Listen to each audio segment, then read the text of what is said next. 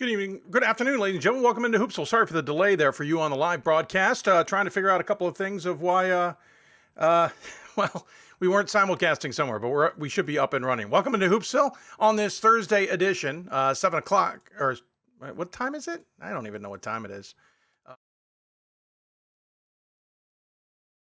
We're coming to you from the NABC studios, thanks to D3Hoops.com, of course. Also, thanks our partners at Blue Frame Technology as sponsor of our hotline number. And, of course, thanks to our partners at the WBCA as well. Always good to work with them. We appreciate their time as well. If you got questions for us, you can always tweet us at D3Hoopsville or hashtag Hoopsville. You can email us, hoopsville at D3Sports.com. You can also join us on Instagram at D3Hoopsville and hashtag Hoopsville there as well. As we don't interact there during the show, but you can certainly see what we got for guests coming up and all of that jazz. Also, let's see, Facebook.com/Hoopsville, where we're supposed to be live simulcasting the show. I've sent the information accordingly. That's what our delay there at the top of the show was all about. Not sure why we're not getting it out the way we're supposed to be getting it out, but nonetheless, we're doing our best. Yeah, sometimes it's not perfect. It's not a perfect system sometimes, and we're seeing that on display. Lots to talk about today. Lots to talk about. Let's start breaking it down. First off, the 61-game winning streak, the longest in college basketball, is over as the number 1 Hope women's basketball team lost to number 4 Trine last night. Heck of a game.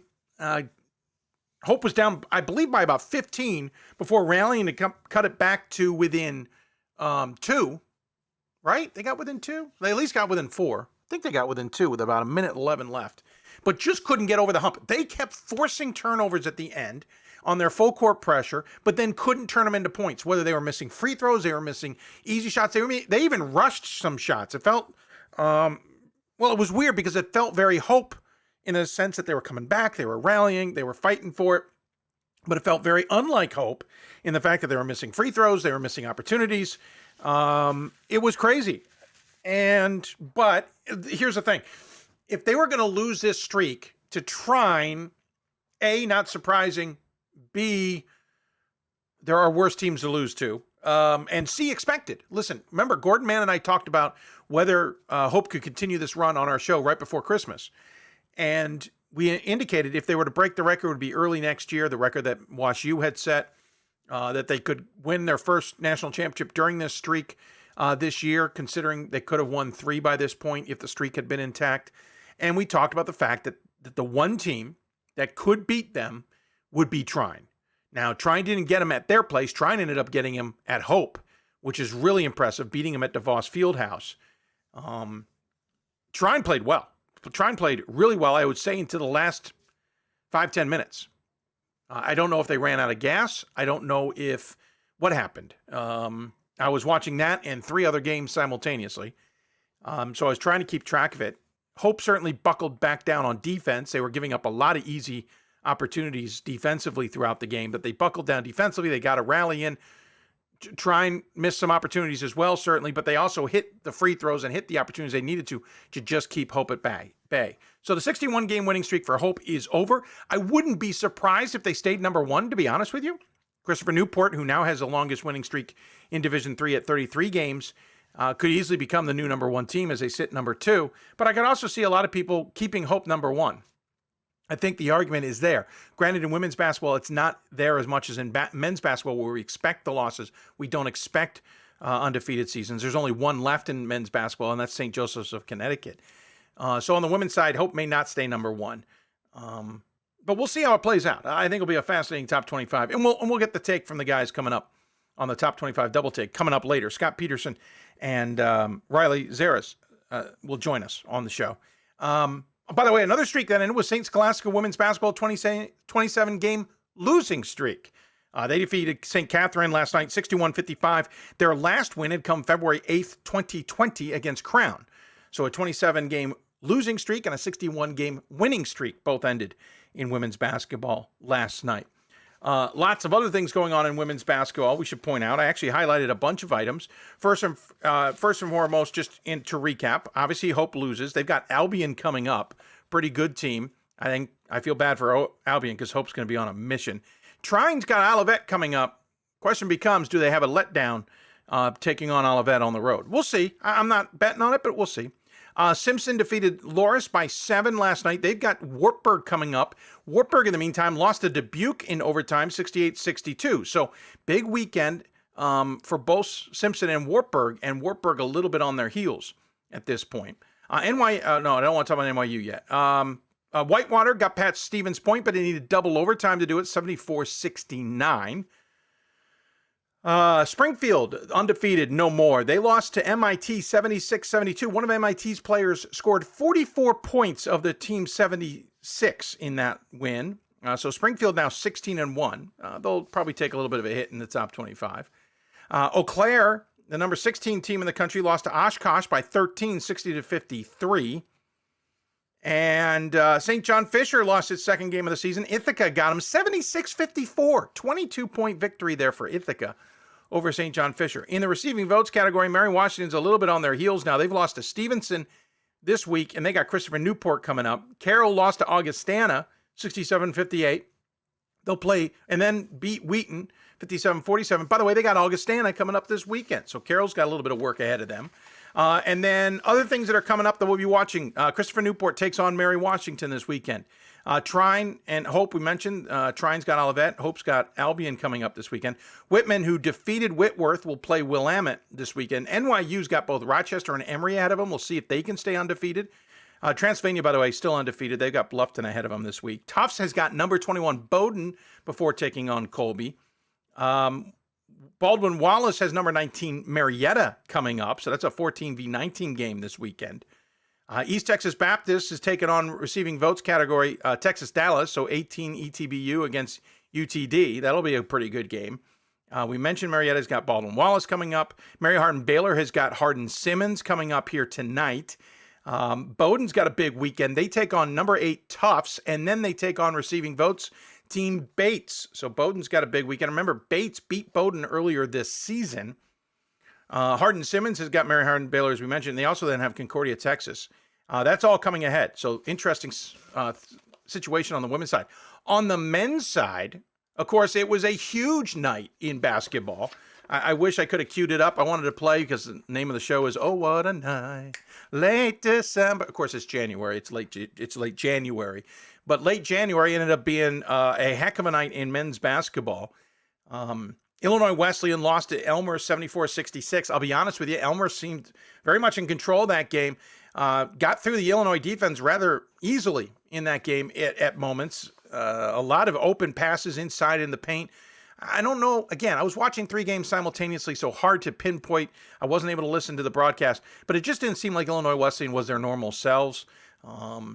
Elmer's played really well, granted, at Elmer's, and we all know that CCIW games are tough, though a lot of conference games are tough. Let's just be flat out honest. Conference opponents know you the best, making conference games, period, across every conference, the most difficult. That's why we always talk about this point in the season. If a team can go undefeated, even in a weak conference, it doesn't mean they can, because they very well could lose the game. Oshkosh lost to Eau Claire last night in overtime. I was watching that one as well, 74-72. Eau Claire nearly blew it. They had a much more comfortable lead late in the second half, and Oshkosh came storming back. Tied the game late, and Eau Claire just couldn't get the winner before the buzzer, but then held on in overtime to win 74-72. Platteville avoided a quote-unquote upset. It was number 5 Platteville versus number 10 La Crosse, and Platteville got the win 76-72. That's the third loss for La Crosse. They've got non-conference Bethel coming up. Mount Union just squeaked past John Carroll, 89-80. They'll have Ohio Northern this weekend. Let's see. WPI took a huge hit. Number 17 WPI lost to Coast Guard 77-55. Not a great loss for WPI. Of course, these are types of games just now with this pandemic that you look in to see who's maybe available, who wasn't available. I don't know the situation there, but that's a tough loss for WPI. Team I wasn't voting for, and I don't have a lot of good reason. I just didn't feel comfortable and didn't feel like I was getting the whole story. That's going to lose a lot of votes for WPI. We mentioned Elmer's having beaten Illinois Wesleyan. Don't forget, earlier in the week, they lost to North Central 79-70. Elmer's is now 13-5, and I think they're something like 500 in their last 6 games. Is that right? I don't have it immediately in front of me. I should, but I don't have it immediately in front of me. Or maybe I do, buried under here. Oh, I do. Hold on. Let me see if I can find Elmer's real fast here. Apologize. Here we go. So Elmhurst, let's see, back on the 12th, they lost to Illinois Wesleyan, and then they beat Augustana, and then they lost to Wheaton. Then they played North Central and lost that, then beat Illinois Wesleyan. So in their last 5, they are 2-3. Yeah, I believe that's right. 2-3 in their last 5. So rough go for Elmhurst, though they're also playing spoiler. I mean, it's crazy. Hard to read Elmhurst, to be honest. Really hard to read Elmhurst. In the receiving votes category, by the way, DeSales, who I was voting for, lost to Wilkes 46-40. I think DeSales had a double-digit lead at halftime, and again, that's a 46-44 loss to Wilkes. DeSales is a good team, but you can't take that. And there were a couple other losses in the top 25 receiving votes category. Tufts, for example, who's 7-9, lost to Wesleyan 65-64. You got to, and Wesleyan number 20. Got to now. Great game, great. But at this point, I think we got to stop voting for Tufts. They got Bowdoin and Colby ahead of them. Speaking of games that are ahead of them, and we got to get going because we got guests ahead of us. Randolph-Macon's got Hamden-Sydney coming up at Hamden-Sydney, and that's a much improved Hamden-Sydney squad. Keep an eye on that one for the Yellow Jackets. Other also coming up games that caught my attention. Johns Hopkins and Swarthmore will be at Swarthmore. That's 12 Hopkins versus 15 SWAT. That's a big game coming up on Saturday, especially in the Centennial. Remember, SWAT won the game at Hopkins last go around. Wheaton's got Springfield, or WPI, I'm sorry, has Springfield ahead of them. That's a game to keep an eye on. As much as Springfield may not be the great team of the last few years, it doesn't mean Charlie Brock isn't going to be ready for that WPI squad. Wheaton's got North Central ahead of them. Elmhurst has got North Park ahead of them. Wesleyan, who beat Tufts, as we mentioned, has Amherst and Hamilton this weekend, so it's not easy for them, to say the least. By the way, DeSales has Misericordia ahead of them. So a couple of things that caught our attention. And lots going on, lots of upsets. Top 25 will have an impact. We'll certainly talk more about that on the men's side on Monday's show, but we'll talk more about the women's side coming up. Lots more to talk about, but we got to get going. Here's our guest for today. St. Lawrence women's basketball coach Dan Roiger is going to join us here shortly. Messiah women's basketball coach Mike Miller will join us after that. We'll hear from Wabash men's basketball coach Kyle Brummett. He'll join us to talk about a team that's flying a bit under the radar. Then we'll head to the West Coast, or almost. Damion Jablonski will join us from Whitworth men's basketball, and then we'll do the top 25 double tick. So that's all ahead here on a very busy Thursday edition of Hoopsville. If you got questions for us, tweet us at D3Hoopsville and hashtag Hoopsville. Email us, hoopsville@d3sports.com. You can also join us on Facebook, facebook.com/Hoopsville, where we're trying to simulcast the show, and it doesn't seem like it wants to go. I don't quite understand it. We will keep working on that. We are on YouTube Live as well, in case you want to join us there. But of course, want to thank our partners at Blue Frame Technology and their Team One Sports app for our streaming capabilities here. We'll be back with more on Hoopsville after this.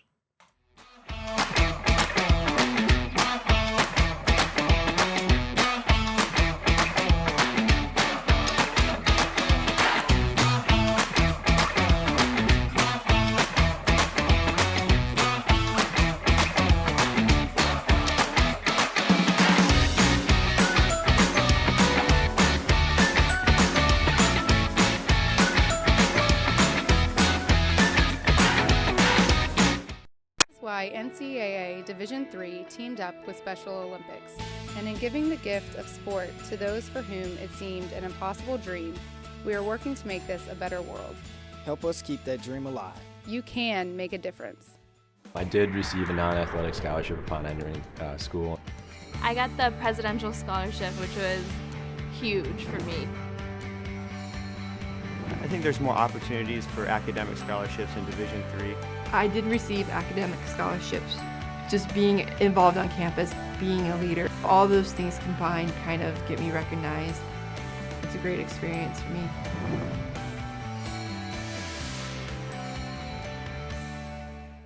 We've got more schools than Division I, more fans than Division II, and more upsets than March Madness. There's 800 programs with over 11,000 games leading to 2 national championships. And we've been covering it all for over a decade. From Eastern to Occidental, from Puget Sound to Piedmont, from Southwestern to the University of New England, and from Hope to Calvin. Nobody covers Division III basketball like we do. We're at D3Hoops.com at www.d3hoops.com. Football has taught me a lot throughout my life. It's definitely had a huge imprint on who I am as a person. Competing at a Division III level created that opportunity for me to go to college. Not only was I the first one in my family to graduate college, but I was really the first one to even go. Being the first one, I'm breaking that cycle, and now that I've graduated, I'm not sure what's the next step, but I know I have a lot of doors open. And a lot of those are open because I played football and ran track here at Otterbein.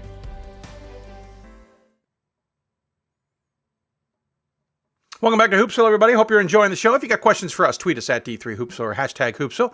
Email us, hoopsville@d3sports.com. You can also join us on Facebook. Seriously, we're trying to live stream there. I have no idea why it just does not want to cooperate. We'll give it one more go here in a moment. Again, Facebook.com/Hoopsville, by the way. That's how you interact with us. And we'd love to hear from you. Lots to talk about as we've mentioned in Division III basketball. And sometimes we get teams that are kind of flying a bit under the radar. If you look at the latest top 25, there's definitely some women's teams with zero losses. Webster's not even being voted for right now. 1 loss, 2 loss, not getting any top 25 attention. Mainly because there's a ton of women's teams in that situation. We like shining a light on teams that might be flying a bit under the radar.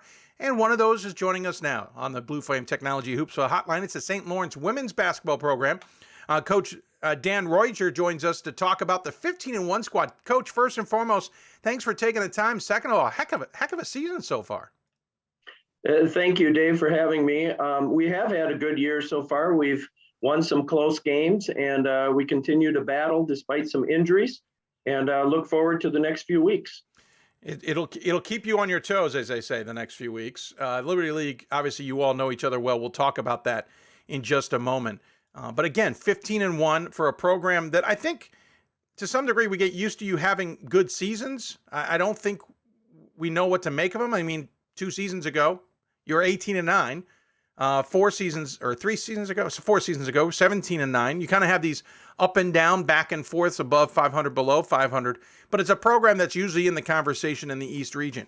But what's making this squad different than maybe years past? I think we have veteran experience this year.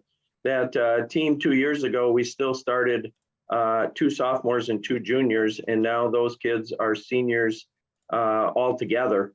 And that's making a big difference. We make good plays at crucial times of the game.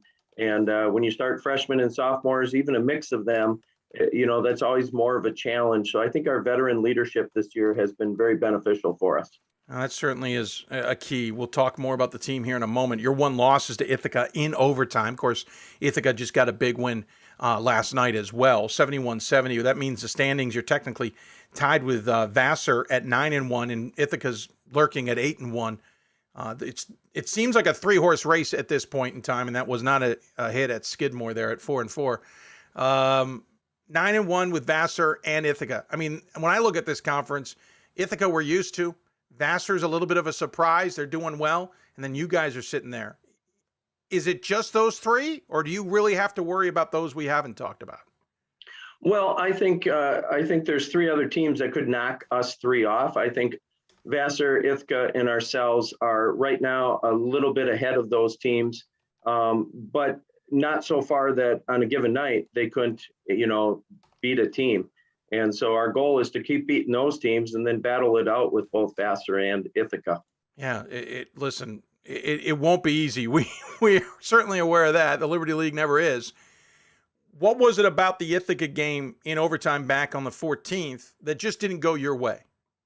Well, we had a bunch of turnovers, and they were live ball turnovers, so they resulted in some layups for Ithaca, and like 6 of them. So that's 12 free points that we gave them on layups.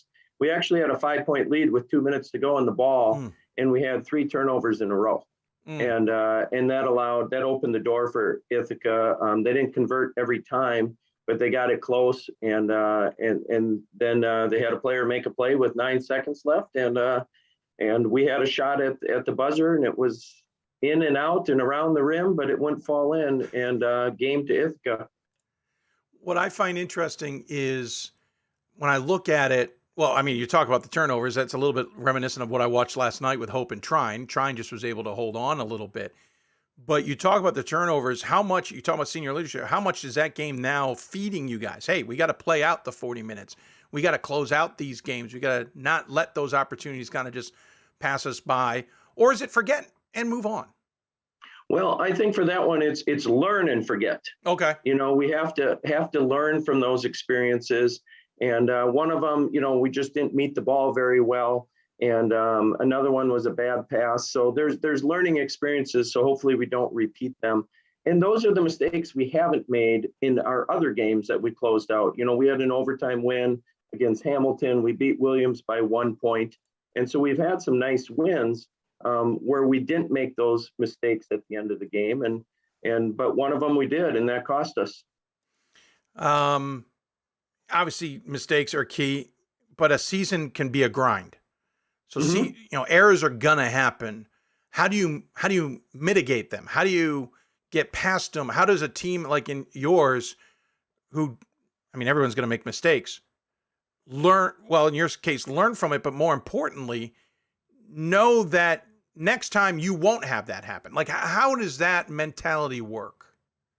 Well, I think, it all starts in practice. You tend to play like you practice. So we've made it more of a point. We've watched film on it so we can talk about how we fix those errors. It's not just quit turning it over. It's how do you stop turning it over, and what are the fundamentals that are involved? So, we've met as a team. I've met with some individuals. One was just our footwork was bad on a pass. And so we didn't get much on it. And footwork drills are they're super important for a coach. Players hate them, of course, but they're critical. And I think our team, because we're veterans, they're buying into how important little drills like that are. But like you said, every now and then you're going to make a mistake. And when you make too many of them in a game against a quality opponent like Ithaca, who can take advantage of them, it comes back to haunt you a bit. Let's talk about the details. You got 4 players essentially in double figures. You're led by Ava McCann, 13.5 points a game, 2.5 rebounds. Shoots really well, 36% from beyond the arc, 38% from the floor, and 74% from the free throw line. Katie Frederick, really almost 12 points a game, hauling in 14 rebounds on top of that on average. So a double-double average. Doesn't take any threes, but she shoots 51% from the floor. Olivia Behringer, 10.5 points a game, 8 rebounds a game. So that double duo of Frederick and Behringer jumps off the table as a dangerous threat. By the way, Behringer shoots 56% and doesn't take an outside shot. We'll talk about free throws in a minute, though. And then Dylan Watkins, 10 points a game, 4 rebounds a game. She is your main assist leader, though everybody seems to assist in that category. She also shoots really well from outside. So you've got this interesting, at least statistically, 2 outsiders, 2 insiders who, and granted we play 5 on the floor, we can get to that in a minute, but those 2 alone really makes it tough on defenses, right? Because if you're going to leave one outside shooter alone, there's going to be another. If you're going to leave one inside presence alone, there's going to be another. Right. I've told this to the team. I believe championships are won in the post, but you have to have perimeter shooters to protect them. Otherwise, they just get double teamed. And right now we have a really, really good mix. And they understand the game well. They're playing together. So, our posts don't mind kicking it out when they're double teamed and our guards are making shots. So then other teams quit double teaming and now our posts can go to work inside. And it's a good balance. Olivia and Katie, one's 6'3", one is 6'1", but she plays like she's 6'3" because she's really long. And those 2 are tough. There's not many teams that have 2 bigs like ours. And they usually have one and they can match up on one, but it's hard for them to match up on both. And Dylan has done a fantastic job of running the point. And Ava is probably the best shooter I've ever coached in 18 years. And, when she gets hot, she's unbelievable. I think the distance from the arc has affected her a little bit. Her shooting is down 5%, but she led the league as a sophomore. And now as a senior, she attracts a lot of attention on the defensive end. And that just opens up other players. Yeah. We'll get to the other players in a moment, but I don't want to get too far past Frederick and Behringer's one weakness, and that's free throw shooting. They're both below 50%. They didn't move that line back, if memory serves, but a random question for you. I seem to notice that free throw shooting is down in general. Could that be that we did have this year where a lot of teams didn't play, didn't have practices? Yes, you played a few games last year. And really the fundamentals to some degree have slipped, including free throw shooting, because There's not a lot of people go out and shoot free throws in their front yard. Right. No, I agree with you. I think the quality of basketball is just down a little bit, and rightfully so, especially here in the Northeast where everything was shut down pretty much. And so it has been difficult. Even kids who wanted to play, they couldn't get in gyms. Right. Like you said, it had to be in the driveway, and that's not real conducive to quality practicing. And so I think that's true. I mean, even in our league, I see other teams, we're not a good free throw shooting team by far. And one of our challenges is our worst two shooters, Katie and Olivia, get the most free throws. Right. So our team average doesn't look good. We do have some good shooters on the team too. Yeah. And but I think it's down, across our league for sure, because I studied them a lot, and I wouldn't be surprised if it's down elsewhere as well. Yeah, not to pick on Frederick and Behringer, there's about 5 players with numbers that jump out at you who are getting significant free throws versus some others who've gotten only a handful. But Frederick at 48%, Behringer at 43%, and the team at 55%. You want to keep it from turning into a hack-a-shack type situation. Yeah, absolutely. And, they tend to make 1 out of 2, so we get a point. And the goal at the end of the game is to get the ball into our top shooters' hands. We've been able to do that so far. Yeah, I mean, obviously 3-point opportunities. If it's 1 out of 2 and they hit that one bonus one on a made shot, then it's golden for you. We don't need to worry even about the second one possibly. We didn't mention some others who certainly stand out: Olivia Middleton, Stella Davis, Sierra Stanson.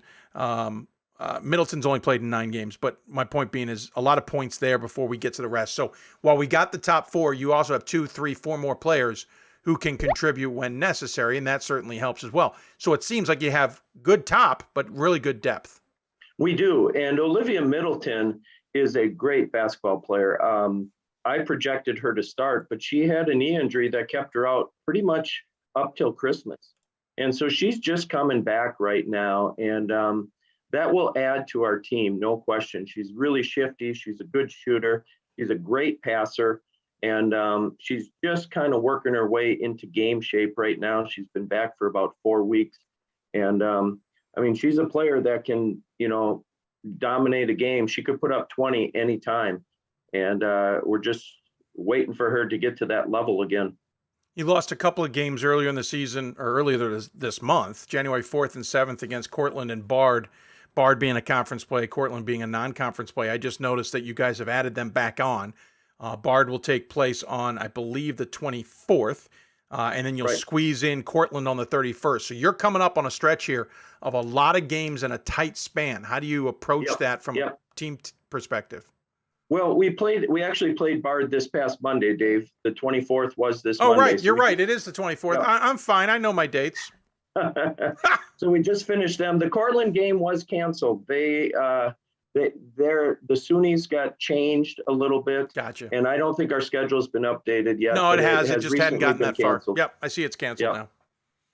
But still, you're squeezing in games because when you add in the Bard game, so you went literally. I'm trying to find an easy date to start this. Let's start January 14th. So you played Ithaca then. The next day played RPI. 3 days later played Clarkson. 2 days later RIT. The next day William Smith. 2 days later Bard. 4 days later Vassar. Next day Bard. You're supposed to play SUNY on the 31st before you got another break.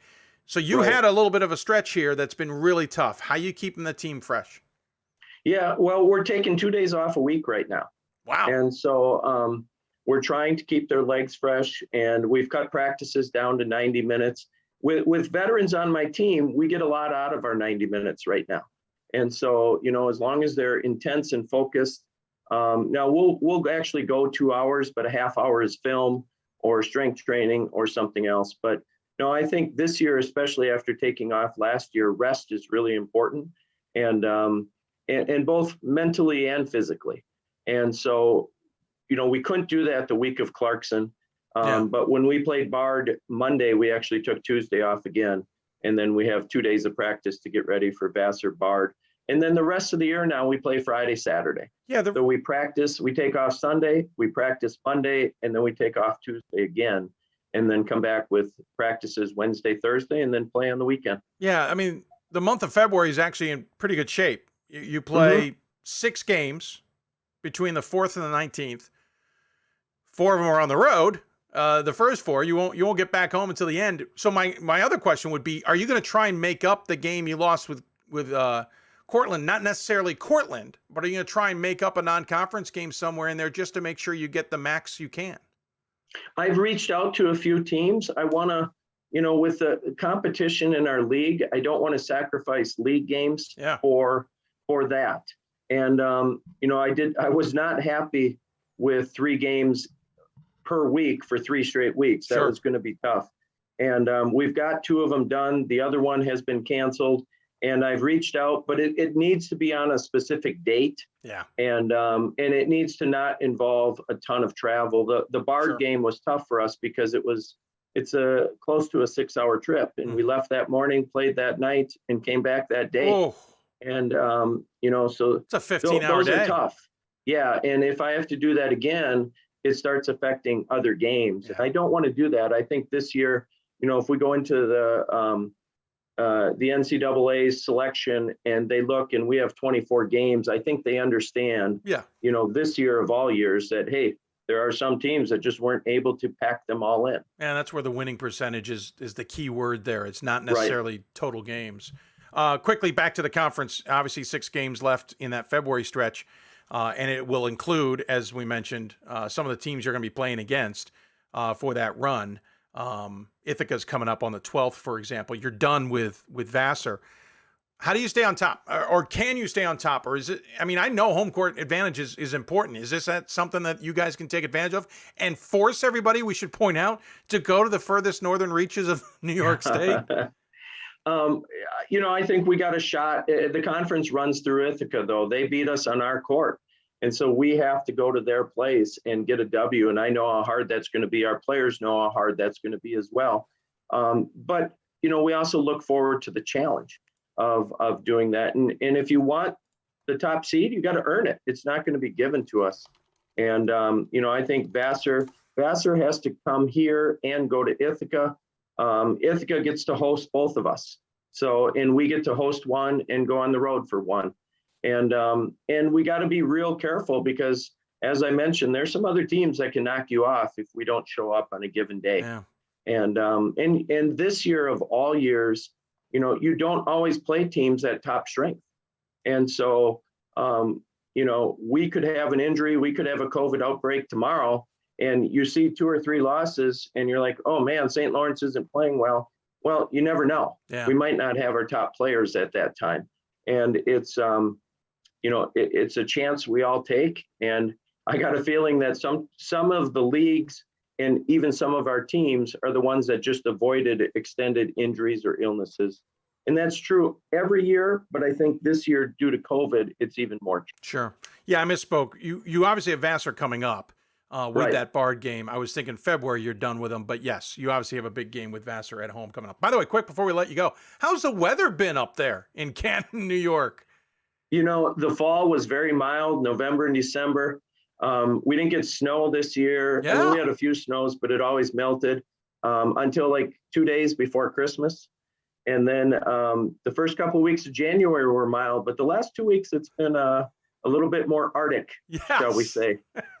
I just looked it up. It's a balmy 22 right now, which is about what we've got. But I noticed a couple of the next few nights, -13 is going to be your low. So enjoy that, sir. Yeah, my assistant coach is from Kentucky. Oh. And played at Transylvania. Yeah. And yesterday, her and I were walking to lunch, and it was cold. It was like below 0. And she said, but there was no wind. The sun was out. And That's good. She said, I'm getting used to this. It doesn't even feel cold right now. Okay. So, and that's how it is. Once you go through a few cold days, you adapt to it. And, that's true.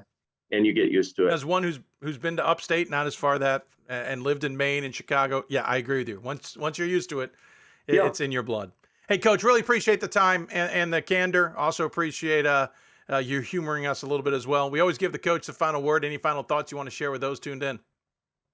Well, just want to thank you, and thank you for having me on and representing St. Lawrence. And I appreciate all the work that you do for D3 Hoops. Well, thanks, Coach. Appreciate that. Good luck the rest of the way. Enjoy it at least try and enjoy it, but good luck trying to race it off for the conference championship. We'll look forward to touching base with you down the road. Thanks. I appreciate it. Thanks, Absolutely. Dave. Dan Roiger joining us on the Blue Frame Technology Hoopsville hotline. Fun to chat with him.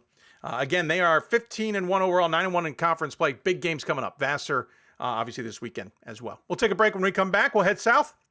Messiah women's basketball coach Mike Miller joins us to talk about win number 700. You're listening to Hoopsville, presented by D3Hoops.com. After this. It's on us to stop sexual assault in any way that we can. To get a friend home safe. To never blame the victim. It's on us. To stand up. To make our community safe for all. It's on us. It's on us to look out for each other at parties. It's on us. To be more than just a bystander. To step up and say something. It's on us, all of us. To stop sexual assault. Learn how and take the pledge at itsonus.org.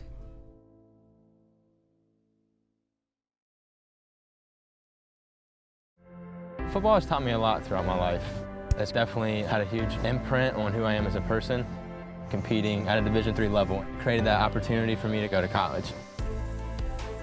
Not only was I the first one in my family to graduate college, but I was really the first one to even go. Being the first one, I'm breaking that cycle, and now that I've graduated, I'm not sure what's the next step, but I know I have a lot of doors open. And a lot of those are open because I played football and ran track here at Otterbein. There are over 480,000 college athletes. Only 2% will go pro. That means over 470,000 will not get a shoe contract. No autographs. No private jets. No fan clubs. No Hall of Fame inductions. Instead, they will walk away with something much more valuable.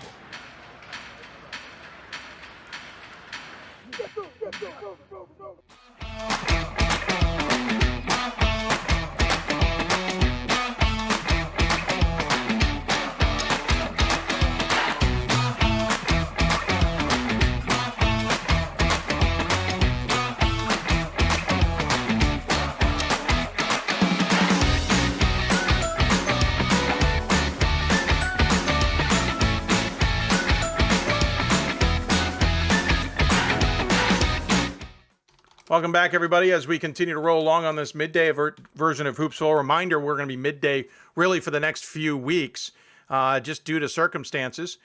We will be, let's see. So this Thursday we'll be on as we are, like last Monday, and this Thursday on at 1 o'clock. Next Monday we'll be on at 1 o'clock again. We're hoping a week from today is the marathon. I have some great guest ideas. Haven't quite sent those emails yet. We need to do that today. Hopefully put the marathon together starting maybe around 12 or 1 o'clock and going for, until 8 or 9. That's kind of our gauge right now. Not a full 12-hour one. We used to be that crazy. We're not that crazy anymore. And then the following Monday, the 7th of February, we're going to be back on the air at midday again due to schedule conflicts. And then the Thursday show, the 10th, that's going to be pre-recorded because I'm going to be traveling to Houston that weekend. And then I think we get back to it on Valentine's Day. Our love to you is to get back to the 7 o'clock show. I think. Maybe. We'll find out. Let's see if somebody calls us on the 7th. If you got questions for us, tweet us at D3Hoopsville, hashtag Hoopsville, email us hoopsville@d3sports.com. Lots of ways to get a hold of us. Let's talk women's basketball continued. We'll slide down into the 5th region, or Region 5, or however you want to call it, the old Mid-Atlantic. And if you're down there and you haven't been paying attention, well, you usually are paying attention to Messiah women's basketball, and if you're not, you should be. They're one of the most consistent teams in that region, if not the country. Of course, for Mike Miller, that means the wins accumulate quickly. One of the first women's basketball games that did not involve Goucher College or the conference for me was at Messiah, and for good reason. He's now got 700 wins on his totem pole, as it were. Not too shabby, to say the least. And joining us on the Blue Frame Technology Hoopsville hotline is the aforementioned Mike Miller. Coach, thanks for the time. Welcome to the show. Thanks, Dave. Thanks for having me. One thing I didn't mention, you guys are a top 25 team, ranked at 24 right now, 15-2 overall. You're 8-1 in the Commonwealth side of the MAC conference. By all standards, having a pretty good season. We'll get to the details of that. We'll get to win number 700, but your reactions on the season so far? Oh, it's been great, right? Living the dream and all those things. No, it's been, excuse me, it's been a really good season. Great year. We don't always measure it by, yes, we've been consistently pretty good, but the women in the program, it's an amazing group, and we're growing and learning together on and off the court. So it's a great year. So the Winds are starting to take care of themselves that way. But we had a really tough non-conference schedule in the fall, and overcame a bunch of adversity, and we're starting to get rolling now. Yeah, certainly the conference play is interesting and keeps you on your toes, to say the least. Slightly augmented conference. Is it hard to get used to the slight changes that have taken place? Honestly, not really, because that's the world we live in. So, when these changes happen, COVID's here, and it's just, it's one less, it's nice. It's one less bus trip to Lycoming, up over the mountain. And we always said that in the middle of the week. So we do a van trip to York instead of a bus trip to Lycoming. So which it's one's great. Closer? Oh, York's only 30 minutes away. Yeah. Okay. That's what I thought, but I always forget. So I wanted to confirm. Like 2 hours and always in the middle of the week. And yeah, no, I thought so. I just, my brain geography wise there just kind of skipped a beat for a moment. Yeah. So I'm kind of curious, when you look at the landscape of the season and you're 15-2, was that what you expected when you kind of plotted out the season, that you could get to this point and still be in this shape, considering what you said about the non-conference play? Yeah, you always want to win them all. And I think, we're pretty talented, but there's no way we're going to navigate, DeSales and Gettysburg and York and Albright Widener, DePaul, so without taking a hit or two. So again, and you can get better because nobody panics, so you can get better that way too. So a lot of young kids got to play because of different situations, and they're getting better. Your one loss early on, the third game of the season, was against Gettysburg, 65-55. Your second loss in conference play against York, which is new, 61-55. Otherwise, you've been rolling. By the way, that 15-2 mark, I think, includes the Alvernia game. So really more like 14-2. The Alvernia game, more of a forfeit, right? They keep having that. It is 15-2. They keep having, so it's 15-2 and then no Alvernia. I think they have it wrong somewhere, like in the standings. No, you're right. It is 15-2. Somehow our system's able to accommodate that. So that's awesome. So it's 15-2. I was trying to delineate with my. Yeah, I just noticed that the other day. So our system, I didn't know if we had finally gotten it to work that way. It does work that way, so that's good to see. I'm obviously looking at ours versus yours, and I could obviously just go to yours. It wouldn't be that hard to do. What's describe the makeup of this team? Because when I look through the roster, I see 4 seniors or graduate students. I see a whole mess of juniors. Then I see a bunch of freshmen. So is this elder driven? Is this senior driven per se? Or is there a lot of youth that's helping drive the boat? Yeah, clearly, as far as steering, it's definitely, Leah Springer with her 6 years. We're kind of partnering here. People don't know. She missed a year with an injury, a complete year. So then the COVID gets her back. But and then the senior class, they're there. So they're the ones that are like truly steering, but driving is everybody. It's our sophomore class keeps getting better and filled in. And we had some hits early, so they had to play a lot, and because they didn't play much as freshmen because we were pretty upperclassmen laden, and so this was all new to them. So they're starting to play, like veterans now, and that's what's really helping us be pretty good. So obviously, it's hard to talk Messiah without talking Leah Springer, and as you pointed out, much to the chagrin of everybody, back technically for his 6th season. 18.5 points a game, 11 plus rebounds a game, hands out the team high in assists. I can't do the math that fast, but it's about, I want to say 3.5 a game. Also has a handful of blocks. She shoots 87% from the free throw line. She shoots 47% from the floor. The only thing she doesn't do tremendous is shoot from deep. She's 9 of 34 from deep at 26.5%. But listen, when you got everything else going so well, it works. What makes her so good, especially, let's be honest, as an older player?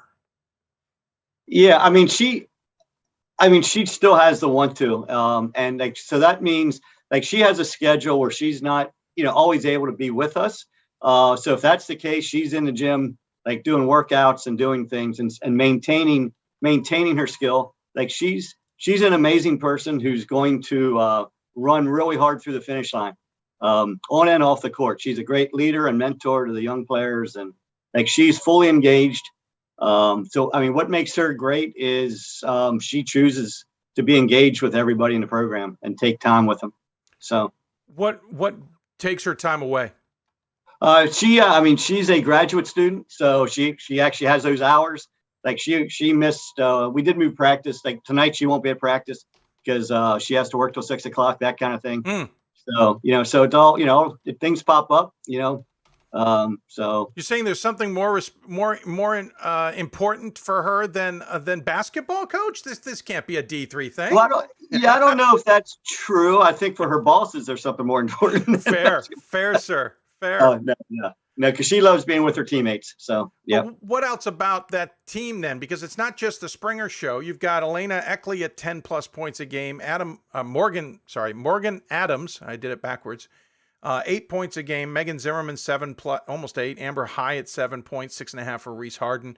Not really talking about rebounding, but everybody gets in on the rebounding game. Everybody's handing out assists. There's certainly a lot going on there. So yeah, Leah gets the spotlight, but what's it about the rest of the team that complements so well?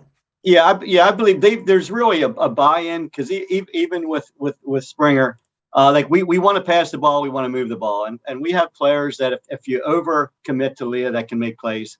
And I think there's just a desire when we're at our best is when the ball is not sticking at any point with any player. And that's one of the things Leah's really done better in the past year and a half is like recognize real early and just skipping the ball on the double, triple teams and getting to those open people. So, and I know we have those people with those numbers. And what'll happen is an individual will have 15 one night and 5 the next, and then 5 again. That's how they're averaging 7. But there's somebody who tends to have a big game, or 2 people have a big game besides Leah, because we just share the ball. So. And that's a huge impact for a team that is, by the way, defensively only allowing 50 points a game while scoring nearly 66. So while the offense is great, we talked a lot about it, really this is clicking, not surprisingly for your team, through the defense. Oh, absolutely. And I even just last night we had a real Albright. It was a really great battle with Albright. And they played great defense too, but we ended up the first quarter up 12-6. So instead of being 12-12 or 14-12, at the end of the first quarter, we still had a lead on the road. So again, that defensive piece and part of that is the growth of a large part of that is the growth of the sophomores.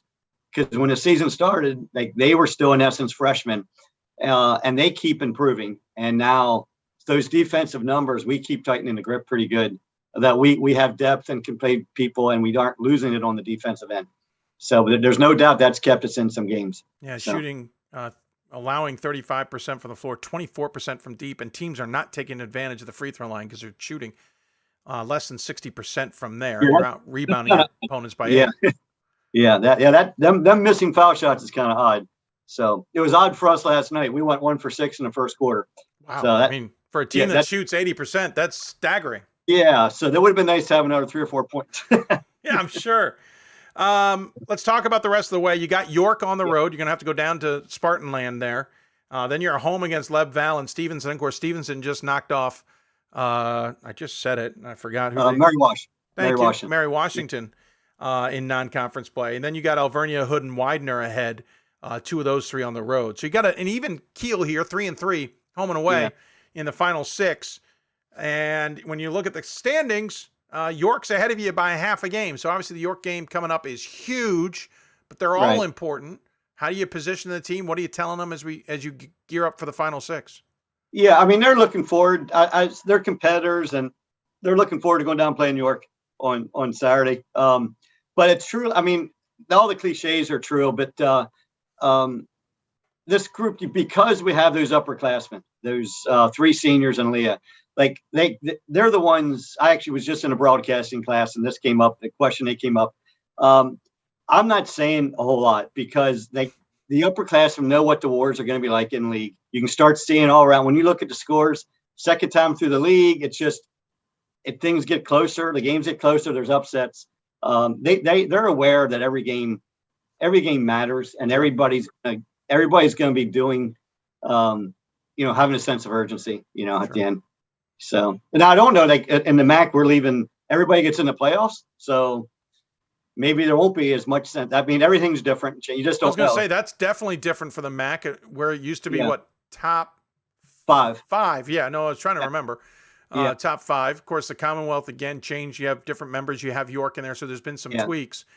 But the kids are great. Yeah. Yeah. We got to backtrack. Your win against Hood was win number 700. We should point out you beat DeSales earlier in the season, and Fred Richter just picked up win number 600. So the two of you combined 1,300 wins. But 700, I mean, we know that you've been synonymous with winning, and we know Messiah has always done well. But what does 700 mean to you?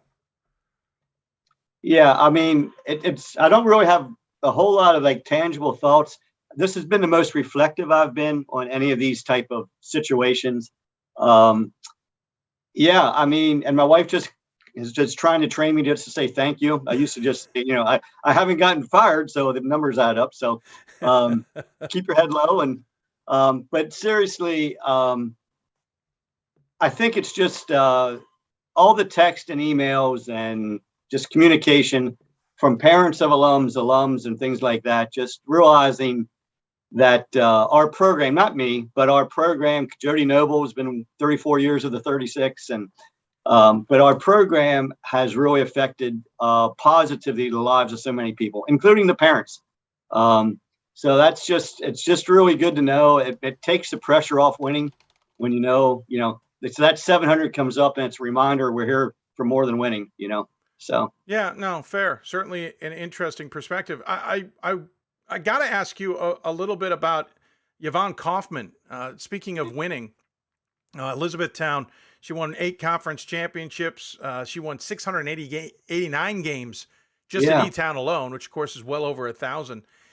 Well, talk about your relationship with Kaufman and how that has impacted your career. Yeah, that's great. And so Yanni and that E-Town, we were in the same league. So when I started coaching, we were together. So I can tell you, I was 24, 25 years old, and her and Mike Strong are in there. They're up. I don't even know what by the way, Mike Strong, right? Those two just seemed old. I'd be at coaches meetings, and these two are sitting up front running the show, and and then to be get to the place where we're peers in my eyes. She never treated me other than a peer, but in my eyes, I didn't, just to see that evolution. And I think we beat them once the year they won a national championship. We beat them in the regular season. And it just shouldn't have happened. Just one of those basketball games.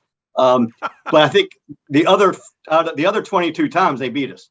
So you should be at 699 after that Hood game is what you're trying to say. Yeah. And then we started to match them, and then we started to overtake them. So, and she was through the whole process. She was Yanni, from the beginning to when we end up being a little bit above them. She never changed, or how she treated me, the program, the respect. So she's a special lady for sure. So did you take pages out of her book, or even Mike Strong's for that matter, in the way you coached? Not really, but not from Yanni, not in a bad way. I just I don't tend to do that too much. Sure. I remember sitting with Mike Strong at the convention with my wife one year, and we were just talking, and he said, Mike, he goes, your teams are always skilled and they care for each other, they love each other, but you know what? You guys just aren't tough enough to win to win at the national level. A physical toughness and mental toughness, and it's okay. And we evolved. We got some players by chance, and so we've gotten more mentally and physically tough, and that's made a difference in the past 15 or 16 years. So that's certainly make a difference. There's a lot of teams I can think of that don't want to see you that mentally tough anymore. They would appreciate it if you would stop. Obviously, big schedule ahead. A lot of big games. York, obviously, the big one coming up on Saturday. Lev Val, Stevenson at home, as we mentioned. Alvernia on the road. Hood at home. Widener on the road. Coach, appreciate the time. Great to chat with you all the time. Congratulations on 700. I know there's probably more ahead of you before you're ready to retire, because, as you said, you're still young. You're not Yanni or Mike Strong. But we appreciate it. As always, we give the coach the final word. Any final thoughts you want to share with those tuned in? No, just thank you for, again, the work you do. I know you get that a lot, but it really, really is appreciated to give this level of basketball a really strong voice and a high quality voice. So I really appreciate it. Well, thank you, Coach. I appreciate it as well. I hope I can get to a game sometime soon and run into you, but if we don't, we will catch up soon enough, as it were. Enjoy the rest of the season, and we'll look forward to talking to you down the road. Thanks, Dave. Have a good day. Absolutely. He's Mike Miller from the 24th ranked Messiah Falcons, who are, kind of a tied atop the Commonwealth Conference, as it were, and, of course, more than 700 wins. We'll take another break. When we come back, we'll switch gears, talk men's basketball. We'll head out to Wabash, talk about the Little Giants. You're listening to Hoopsville, presented by D3Hoops.com from the NABC studios and partners WBCA. Back with more after this. We've got more schools than Division I, more fans than Division II, and more upsets than March Madness. There's 800 programs with over 11,000 games leading to 2 national championships. And we've been covering it all for over a decade. From Eastern to Occidental, from Puget Sound to Piedmont, from Southwestern to the University of New England, and from Hope to Calvin.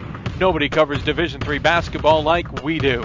We're at D3Hoops.com at www.D3Hoops.com. We've got more schools than Division I, more fans than Division II, and more upsets than March Madness.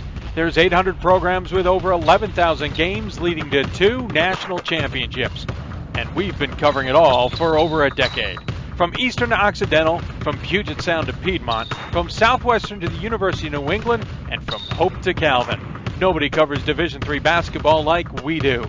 We're at D3Hoops.com at www.D3Hoops.com. Oh, sorry, we're back on the air. I lost track of our commercial break there. I was chatting with our next guest and just looked up and went, oh, I'm back on air. That's how things were when you don't have Andy around. Andy won't be around, I don't think, until we get a evening show. There might be a holiday coming up. I don't know. We'll figure it out. We'll get Andy on the show again soon enough. You got questions for us? Tweet us at D3Hoopsville, hashtag Hoopsville. Email us, hoopsville@d3sports.com, and join us on Facebook, facebook.com/Hoopsville. We have tried to stream to Facebook all show, and it ain't taken from us. So I don't know what's going on. We're on live at YouTube as well, youtube.com/Hoopsville. So lots of ways to get a hold of us. Of course, we're on straight with Team One Sports app. And if you're listening to us on demand or you're listening to the podcast, thanks for that as well.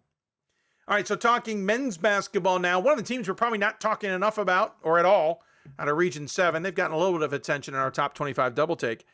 And maybe a team we should be considering nationwide is Wabash. The NCAC, oddly enough, feels like it's a little bit down. And I'm not trying to be negative.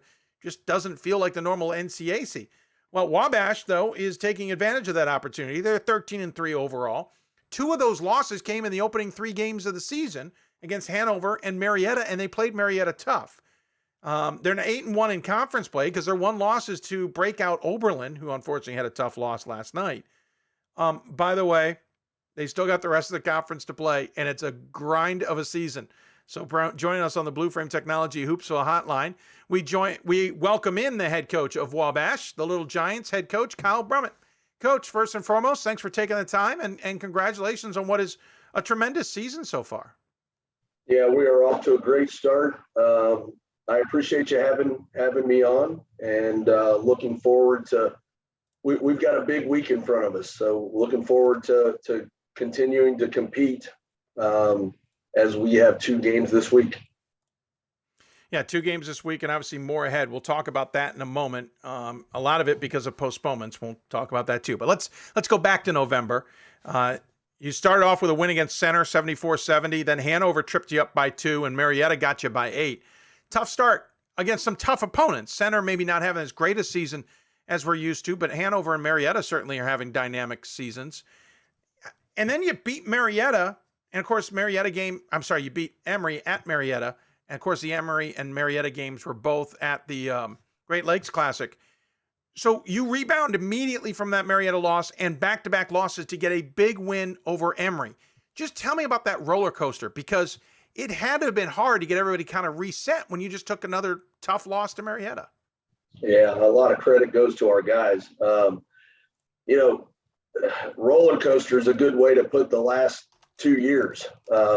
We have an older group. And we put the schedule in mind 2 years ago, maybe 3 years ago, that would have began with a game at Center, and then the Great Lakes Invitational would have been a year earlier. Because of the the guys that we had growing in our program. And, you know, we didn't necessarily play as well as we would have liked in those few early games, but we really found some things, at least offensively, in the second half of the Marietta game. You know, our guys were excited to be there. You know, we knew, you know, the implications that, you know, our resume would have, having played Marietta and then coming back and playing Emory. And, you know, they just were, they were resilient.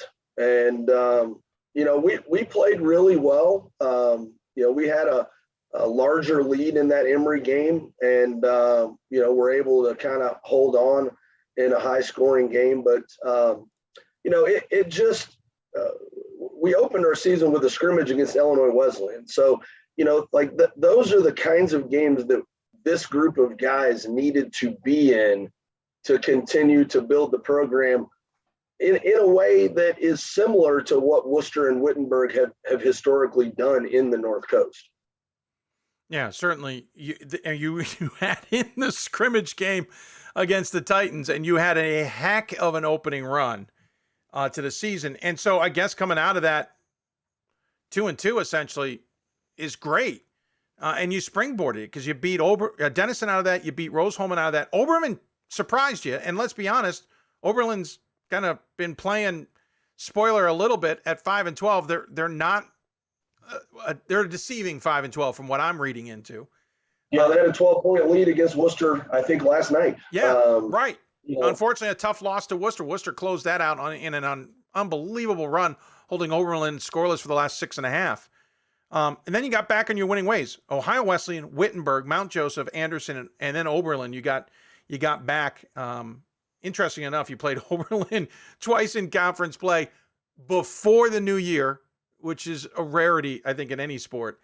So you closed out that part of the year really strong. You guys kind of rebounded off of that a bit. Did you gain confidence as you were going along, or did you already have it? I think our group is a pretty confident group. You know, the issue that we probably had early was we really had not bought into what we were going to or needed to become defensively. You know, like we knew we could score. We scored, you know, fairly easily early against good competition. But if you look at that stretch since the first Oberlin game, we've dropped our points allowed by 10 points a game. And I think that's really what has allowed us to kind of find a groove. You know, sometimes older guys that have worked really hard, especially when you have a season like last year that, you know, there is no tournament, there is no real conference games in our case. You know, it took us a little while to figure out how hard it was actually going to be. And, you know, not real long. I mean, 7 games, you know, we gave up 83 points a game. And then in the last 9, we've given up 73. So I think that's really where we've grown. Our leadership has been great. Our confidence definitely is great. If there's anything, my staff and I, we have to get these guys to give everyone, you know, the respect that they deserve, because our guys they're hardworking and they've been around the block. They love to compete. Interestingly enough, you got a few things that stand out. First off, you're averaging 88, 89 points a game. The scoring record for the team is a little over 89, back to 1981. You weren't around. At least I don't believe you were with the program. I was young, but I was around. No, I mean with the program. I don't think you were with the program. No. Of course, that program went on to win the Division III national title that year. It feels like little signs like that. The fact that you're on top of the NCAC, you haven't hosted a league tournament since 2000. Little items like that make it feel like this is a team that's got something special brewing. And we'll talk about the individuals in a moment. Obviously, they're helping with that. But it feels like you guys have got something special. And thus, it seems a little surprising you're under the radar a bit. Yeah, well, I mean, I think that's why it's so great that you and others, you know, give the coverage to our level that you do. I mean, there's so many good teams, good coaches, good players at our level. And I mean, even the student athletes, they don't really know each other or each other's teams because we're so, geographic in our schedule. But this is a special group. I mean, we knew it was going to be, and we can talk about the individuals, but it really is the foundation that's been laid by our older guys as far as the work that they put in. Wabash is a special place. It's a great school academically. Our faculty, our staff, they're extremely supportive of athletics. But the guys that come here are really hardworking, smart, driven guys. And, my staff, my assistant who's been with me the 8 years that I've been here, and we've really reaped the benefit of the guys that are, now in their 4th and 5th year with us. One of those guys is named Jack Davidson. And if you don't know who Jack Davidson is, we need to talk. The man scoring 23 points a game, shooting 53% from the floor, 46% from beyond the arc, 92% from the free throw line, hauling in 6 rebounds a game and second highest on the team in assists. He's 48 points away from the school record in scoring. He's over 2,000. He's got 2018 coming off of last night. You could understand someone's perspective that they look at your team and go, oh, it's just about the Jack Davidson show. Let me just point out, there's 4 guys in double figures besides Davidson. But he brings such a dynamic to your team in terms of scoring.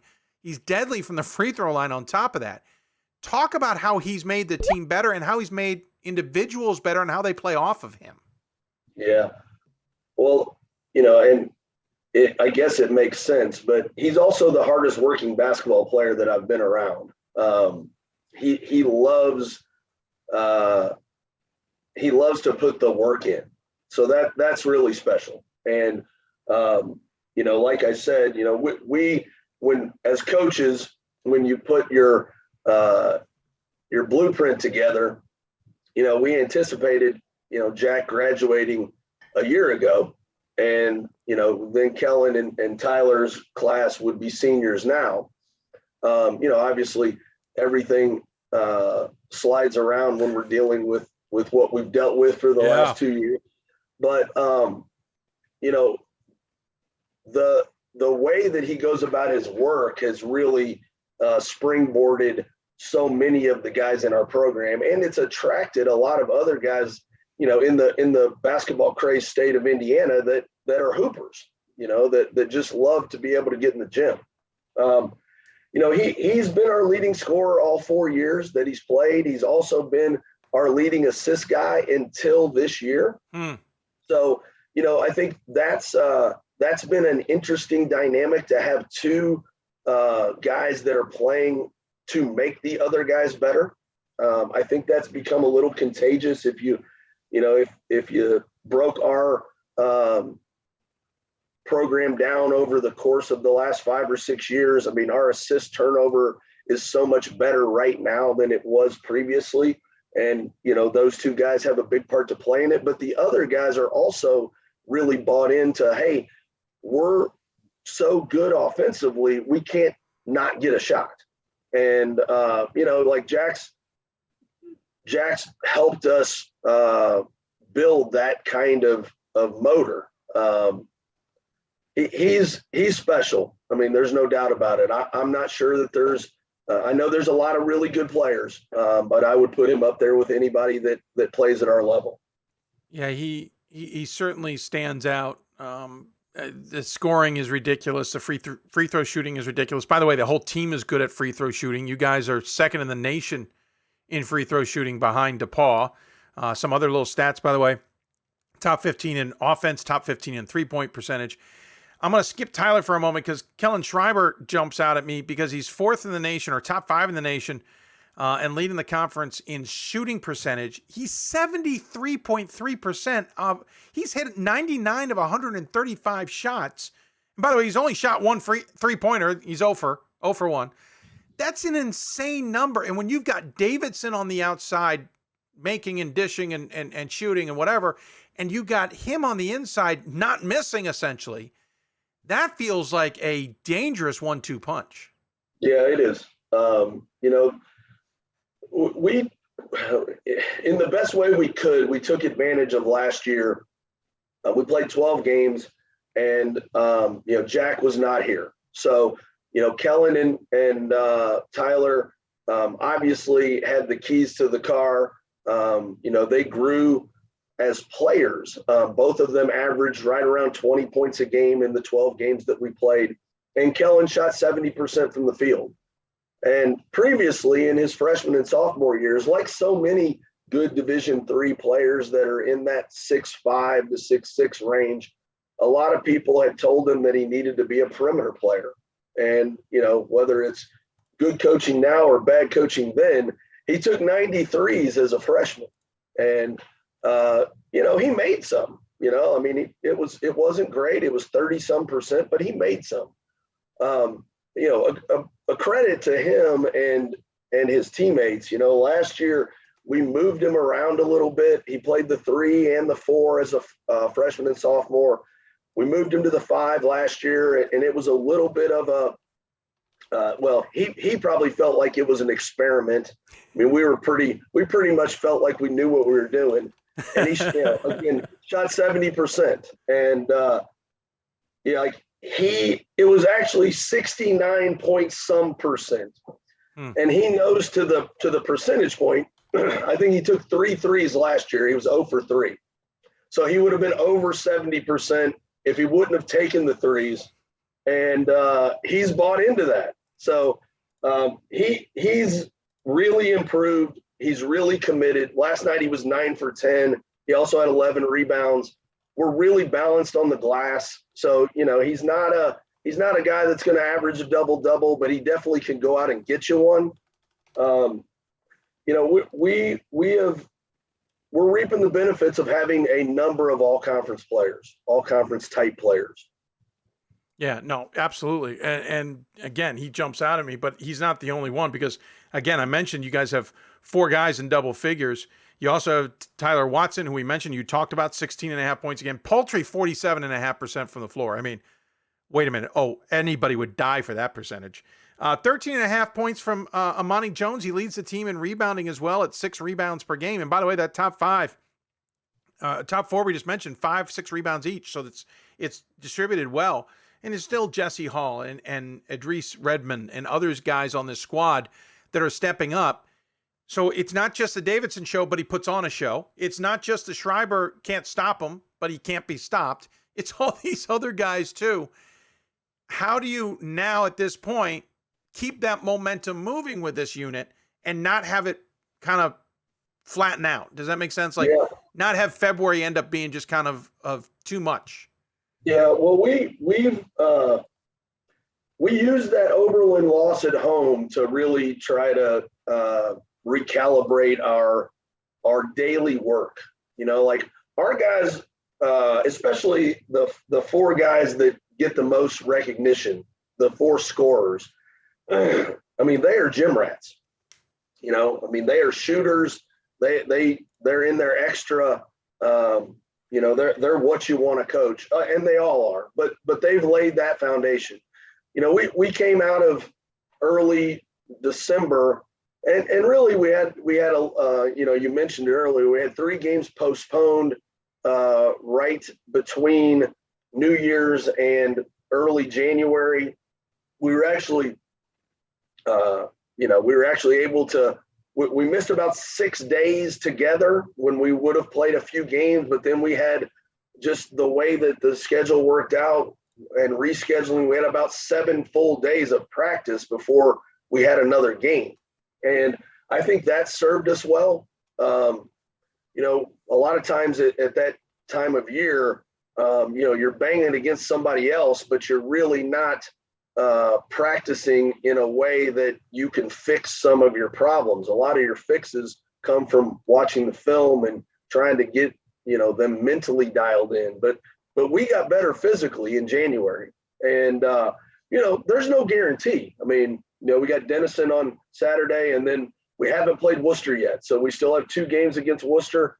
They're both going to be kind of back-to-back weekends to squeeze them in. And,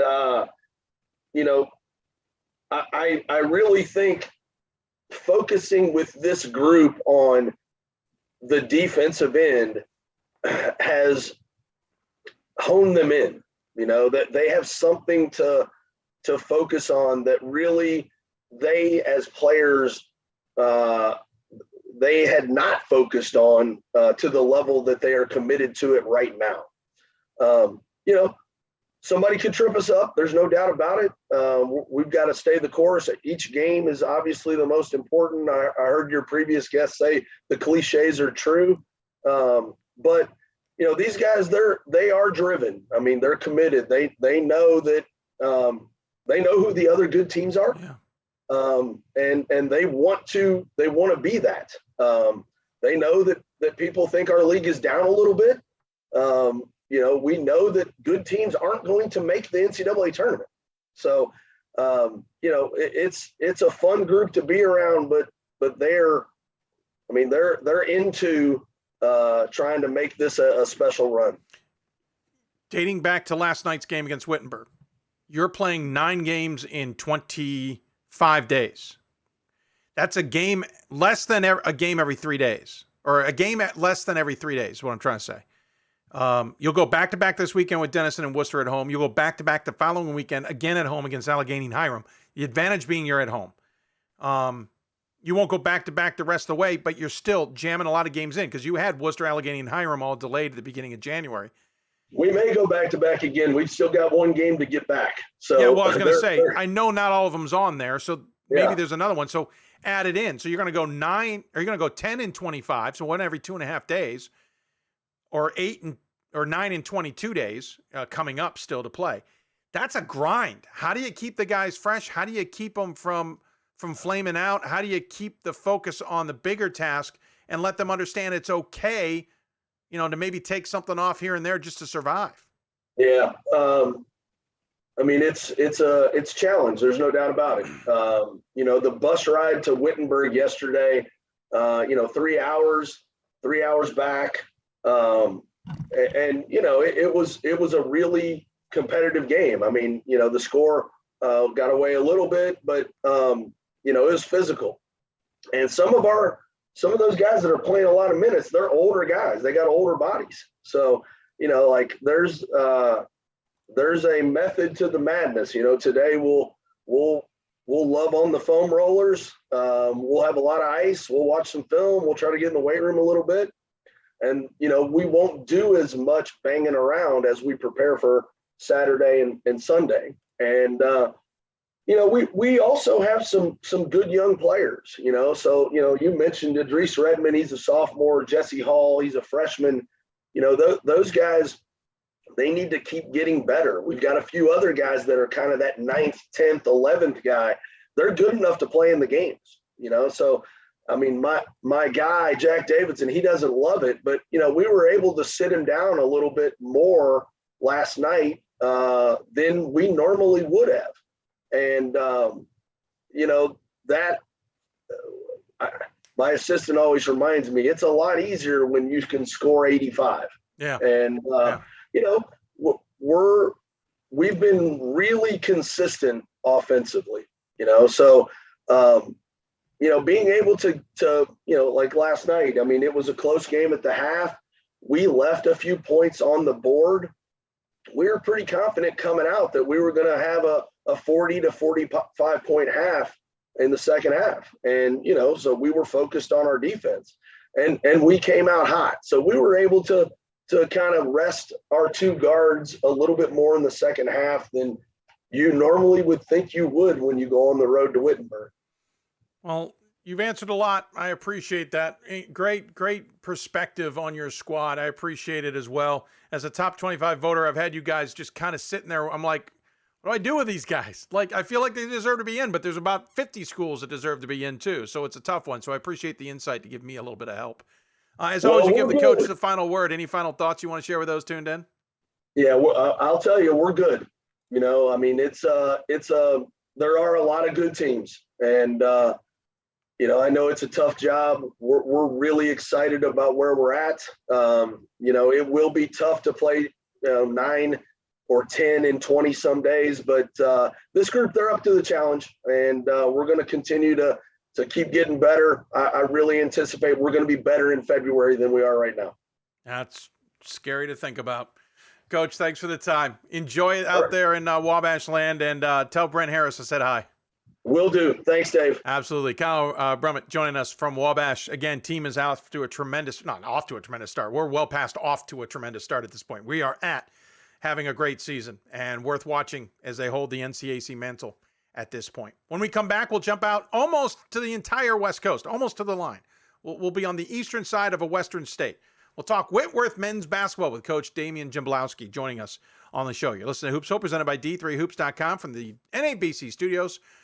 More on that and Coach Jablonski coming up.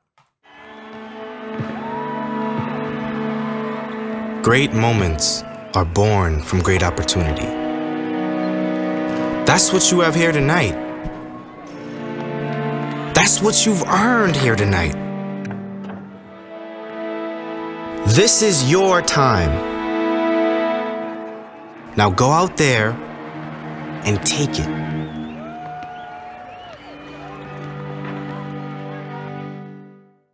We've got more schools than Division I, more fans than Division II, and more upsets than March Madness. There's 800 programs with over 11,000 games leading to 2 national championships. And we've been covering it all for over a decade. From Eastern to Occidental, from Puget Sound to Piedmont, from Southwestern to the University of New England, and from Hope to Calvin. Nobody covers Division III basketball like we do. We're at D3Hoops.com at www.d3hoops.com. For the love of the game. But for those of us who are Division III student athletes, it's more than that. A lot more. Sure, the game is important, but as we work so hard to build both mind and body, it's more about team. That is why NCAA Division III teamed up with Special Olympics, and in giving the gift of sport to those for whom it seemed an impossible dream, we are working to make this a better world. Help us keep that dream alive. You can make a difference. For the love of the game. But for those of us who are Division III student athletes, it's more than that. A lot more. Sure, the game is important, but as we work so hard to build both mind and body, it's more about team. That is why NCAA Division III teamed up with Special Olympics, and in giving the gift of sport to those for whom it seemed an impossible dream, we are working to make this a better world. Help us keep that dream alive. You can make a difference. Welcome back to Hoopsville, everybody. Coach Jablonski joining us here to join us on the show. I was about to type in a tweet, and I started to write Northwest Conference, and I almost tweeted to Sig Hansen on the Northwestern. I got to be careful with my tweets and everything. You're listening to Hoopsville, everybody. Hope you're enjoying the show. If you got questions for us on this midday edition, tweet us at D3Hoopsville or hashtag Hoopsville. Join us on Facebook at facebook.com/Hoopsville. Lots of ways to get a hold of us. Hope you are finding them easy enough. Can't seem to stream on Facebook today. Don't ask me why. Facebook's being a little bit of a pain in the butt, but we're on YouTube and, of course, on our Blue Frame Technology Team One Sports app as well. Heading all the way out to the West Coast, but not quite. We're on the eastern side of the West Coast, but something like that. Whitworth men's basketball is always in the national conversation, certainly always in the top 25. But I'll admit, as a voter, I don't feel like I know the Bucks this year nearly as much as I've known them in the past. And I bided my time, but I finally said enough's enough. They just went through a gauntlet. They've got some big games coming up. The Northwest Conference race is a little bit different than we may expect. So let's talk to Whitworth. So joining us on the Blue Frame Technology Hoopsville Hotline, it is Coach Jablonski joining us to talk about his Bucks. Coach, first and foremost, thanks for taking the time. 3 hours back. I know it's a little bit earlier in the day. All good. We don't have practice for a few hours, so I've got time. Perfect. Hey, by the way, nice skull and swords there. Well placed. Thank you. Well played. Yeah, no, appreciate it. Speaking of deep sea, dangerous crab fishing, we could talk about some other boats on that one with similar markings. Listen, I said in the intro, I don't feel like I know your Bucks team this well this year. I don't feel like I understand how good you guys are. I look at it on paper. I see some games here and there. I'm like, yeah, good team. But I feel like the virus almost has disconnected me a little bit from the program. And with coaching changes, the Northwest Conference has changed a bit that I think it's hard to gauge as well. Tell me a little bit about your team. What's making you guys sing this year? Sure. I think I can understand a little bit of people's not understanding us. But really, if you dive into it, what makes us go and what makes this team special is just how balanced we are and how unselfish we are. So kind of unlike maybe some previous years where you've got a pretty obvious All-American candidate on the squad, our team is extremely balanced. We have 5 guys in double figures, another couple of guys that are just outside of that. As a team, we're second in the nation in field goal percentage. We're shooting 52% from the field. We average 18 plus assists a game. So really what you get is you get a team that anyone could step up on a given night. And I think that's what's made us pretty special, and also maybe confusing to some people outside who don't watch us every day.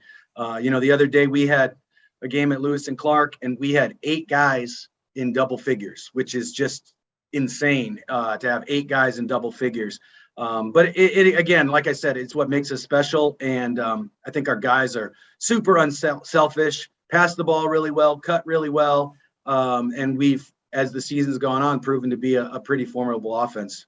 As programs are out there, you are a rarity in the sense that you have an all D3 schedule. You made sure to go out there and play D3s. You started off the season, though, with a questionable decision, if I do say so myself. We'll point to the jersey over here. Greenville was your opponent. You got him at your place at least. But, man, when you're preparing for a season and you're putting your systems in place in preseason, why in the world would you put a system team as your first game where it blows up everything? You go 146, 110. It almost feels like, hey, everything we did in preseason, forget about it. Honestly, there is some truth to that, but the reality is I'm a beggar, not a chooser on getting games. Okay, so I'm extremely grateful for them coming out here, and it was the way I would sum that up is that was just an experience. That was an experience like no other, and I think it was great for our guys. At the same time, there was some flip side to that. We had Greenville and we had Redlands, which are both pretty much press up and down teams in that weekend. And there's no doubt that while it did help us playing against the press, we were probably a little bit behind the 8 ball or prepared with our half court offense when we went out to Wisconsin. So I know, we had, the Platteville game, which, was not nearly the showing that we wish we could have, but I would say it was a great lesson for us. I mean, that's a veteran team, a really good team. And we just weren't quite there offensively yet at that time. If you look at the game, we shot 35% from the field, which is not anywhere close to what we've obviously been capable of. So it was a good learning experience. You're right, though, not the ideal, I guess, progression of growth for a team, but it is what it is. We learn from every experience and get better as we move on. Yeah, you went down the road. I was gonna lead us, because the next game was Redlands. I don't know if you got this memo, but Eric Bridgeland left the conference. You don't have to keep playing his teams. Beggar, not chooser. I know. I understand. I understand. I do indeed. But there's other teams down there. Just saying. They got to come to my place. Okay, fair. Fair. Beggar, not chooser. Then you head to Wisconsin, and you got thumped by Platteville, 90-69. But you got back the next night against Whitewater, 80-79. Tight game, which is huge. Tight game, but a big win, because that must have been a really good momentum swing for you guys, because not only are you coming out of Wisconsin with 1 win, you're not going 0-2. Oh no, it was huge for us. Both those teams, that whole league is so physical, and it's such a good league. And for our guys to respond on back-to-back nights, from taking a pretty good thumping to then just gritting out a win against a very good team. Those are the lessons that you hope as a coach, you have. So honestly, it was a great trip. all in all. And I wouldn't change anything. I wouldn't change how our season has gone in any way. Yes, when you're a coach, you start every season, dreaming about an undefeated run. And that, that's rare and probably not the best thing for most teams anyways. Just because you have so many things that you have to learn, you have to get better at, and facing adversity is what really helps you do that. Out of that, of course, you did play the rest of the SCIAC in some ways, Claremont Mudd Scripps, Pomona Pitzer. You played conference games against Willamette, Whitman. You then played Colorado College and Schreiner. You had a game scheduled against River Falls that got called off, which meant you had a long break before your rivalry game against Whitman, and that's your second loss of the season. So you had a great non-conference, but you finish it on December 17th. You don't play a game over the Christmas holiday, and you get a break until the 8th against Whitman just due to the scheduling and COVID, all that fun stuff. How hard was it to then, and I mean this seriously, how hard was it to get up, essentially, for a game against Whitman when you haven't even gotten off the bench to some degree? When I look back, it's hard to, I don't want to talk about things and make it sound like excuses, because Whitman played a very good game. Yeah. And both, us and Coach Lamanna, we decided to schedule that game together when the other two games we were both supposed to have got canceled or got postponed. So literally we decided to move that game ahead, basically 2 weeks, maybe 3 days before we actually played it. So yeah, there's some difficulties that both teams were, hadn't played since those games against River Falls were, before those games were canceled. And,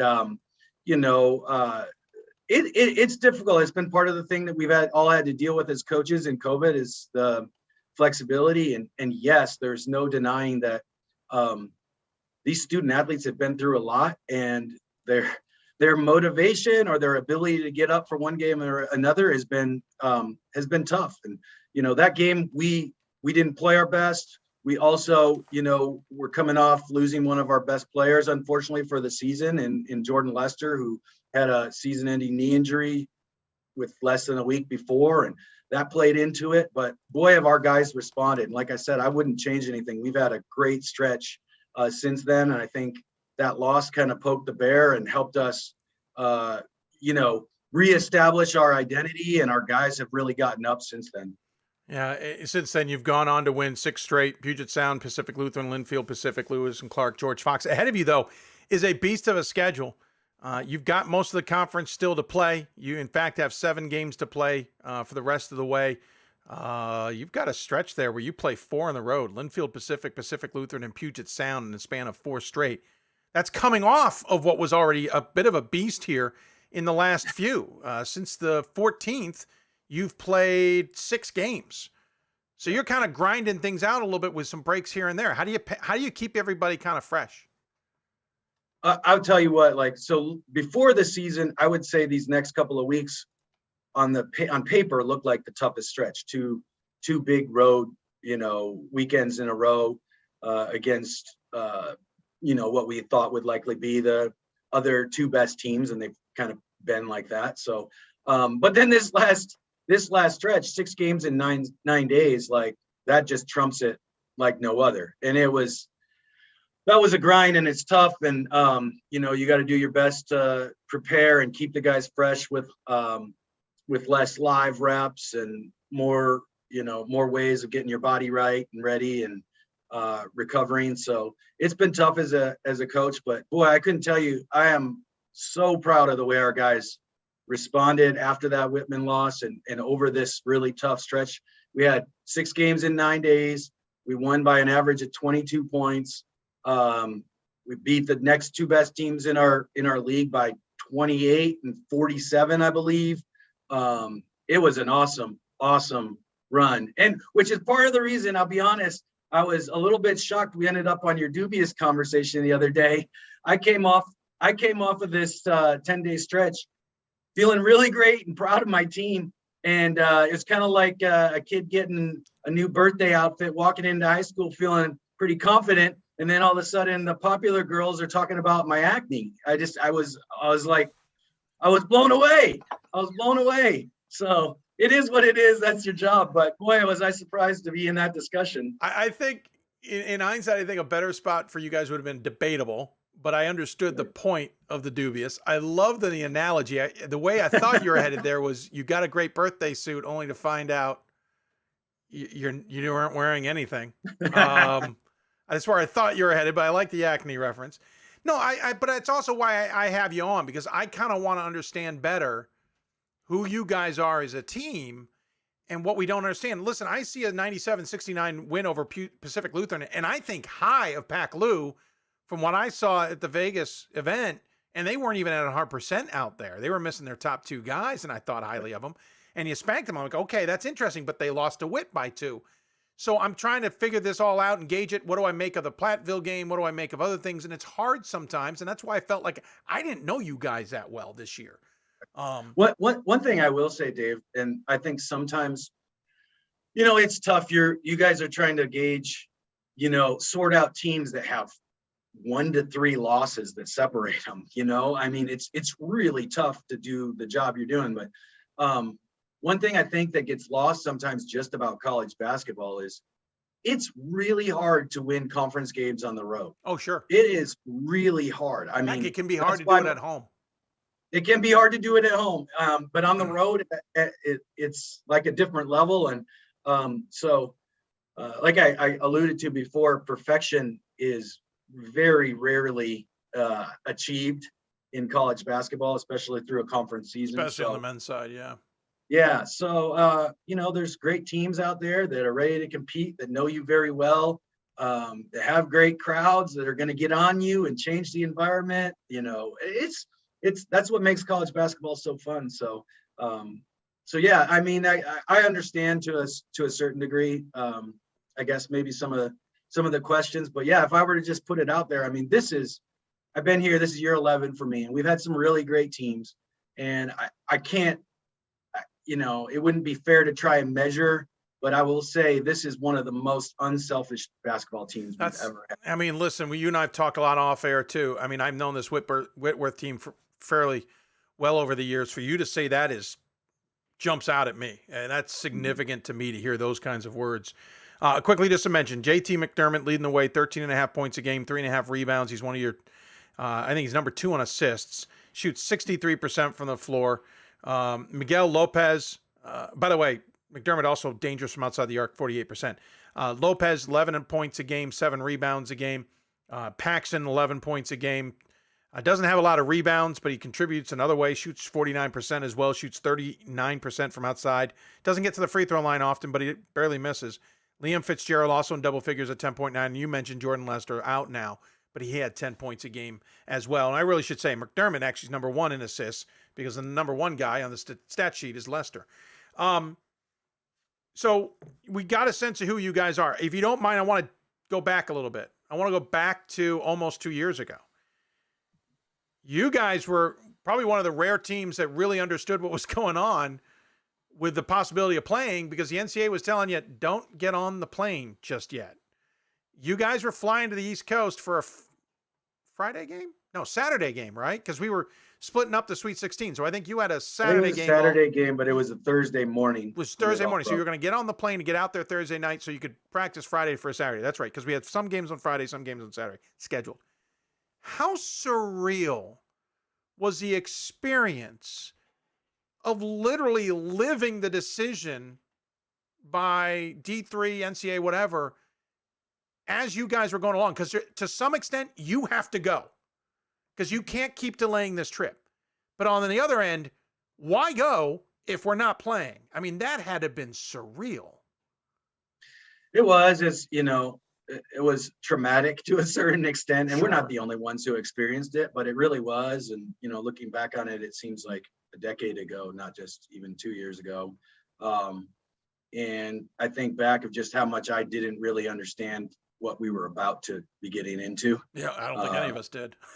I remember my initial reaction was more like upset that they were canceling it versus postponing it, because I didn't understand that it wouldn't just be a few weeks or a month kind of thing. Yeah. But it's all part of the story. I just hope we get out of it sooner than later, because it has been Groundhog's Day and it's been really tiring as a coach. I know I think I speak for a lot of coaches out there that like our job has been to encourage our student athletes about resilience and having gratitude, and those are really important messages like in any given year, but it's been the consistent message that we've had to deliver for 2 years now, and so it's been I think tiring for a lot of us, even if it's necessary. To give a comparison, it may not be fair, but I'm putting you on the spot. Is this team better than that team was? It's interesting. They're better at certain things for sure. We're different. We obviously had Ben College, who was an All-American type player. Ironically, we started both that season and this season with Jordan Lester in the rotation, and he kind of served as a pace setter for our team. He's a phenomenal person, phenomenal player, but early in the season, he really served as a pace setter and gave us a lot of confidence and helped us, gain our momentum. And then we had to go through the struggle of losing him and how do we redefine ourselves. And we had players step up, just similar to this year. You exit one great player and it provides an opportunity for some other guys to really, play a greater role. And we're going through the same thing. So again, it never feels fair as a coach to compare like that, but there's a lot of similarities.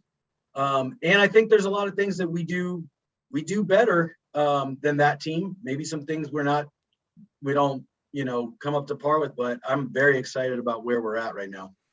Well, I appreciate the time. I appreciate the insight. Appreciate the humor as well. As always, I enjoy chatting with you, and I'm glad to get a little bit of the intake on what Whitworth is and could be and all of that. We wish you luck the rest of the way. Look forward to touching base with you down the road as well. As always, we give the coach the final word. Any final thoughts you want to share with those tuned in? Yeah, I really want to thank, I know our athletic director, our administration, and all those athletic directors out there that are fighting for our student athletes' experience. I mean, this has been a difficult battle of policy amongst institutions, amongst schools, conferences. So all of those administrators who are out there fighting for our student athletes' experience and helping them get out on the court and have fans, I really appreciate them. And so they deserve some shout out. Well said. That's a good point. We haven't talked a lot about their efforts at all. Hey, thanks for the time. Enjoy your life out there. I know you do. Big game with the Willamette coming up, and we'll look forward to touching base with you down the road. Thanks, David. Appreciate it. Absolutely. He is.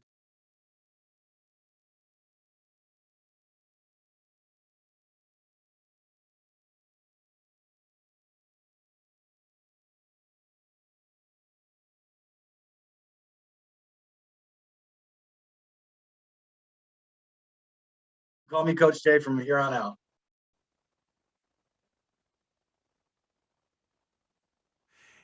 There we go. A little audio glitch there. He was saying behind the scenes, I brought him back in. You said Coach Jay's good. So we might just change it to Coach Jay from now on. I'm good with that. That's my Twitter handle. That's what my players all call me. So it's fine with me. The funny thing is I usually have Jablonski just nailed, and now I can't. Oh, there's my coffee mug. I love it. All right, Coach Jay from now on. All right, we have Coach K on the East Coast. We have Coach Jay on the West Coast. All right, it works for me. There you go.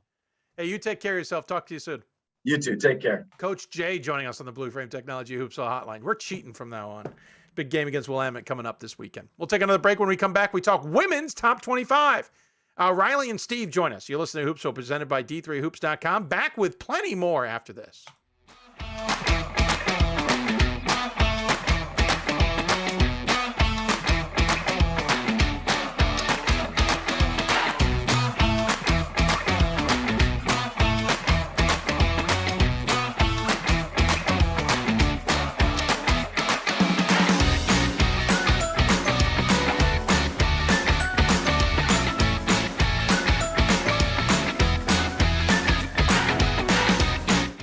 NCAA Division III teamed up with Special Olympics, and in giving the gift of sport to those for whom it seemed an impossible dream, we are working to make this a better world. Help us keep that dream alive. You can make a difference. I did receive a non-athletic scholarship upon entering school. I got the presidential scholarship, which was huge for me. I think there's more opportunities for academic scholarships in Division III. I did receive academic scholarships. Just being involved on campus, being a leader, all those things combined kind of get me recognized. It's a great experience for me.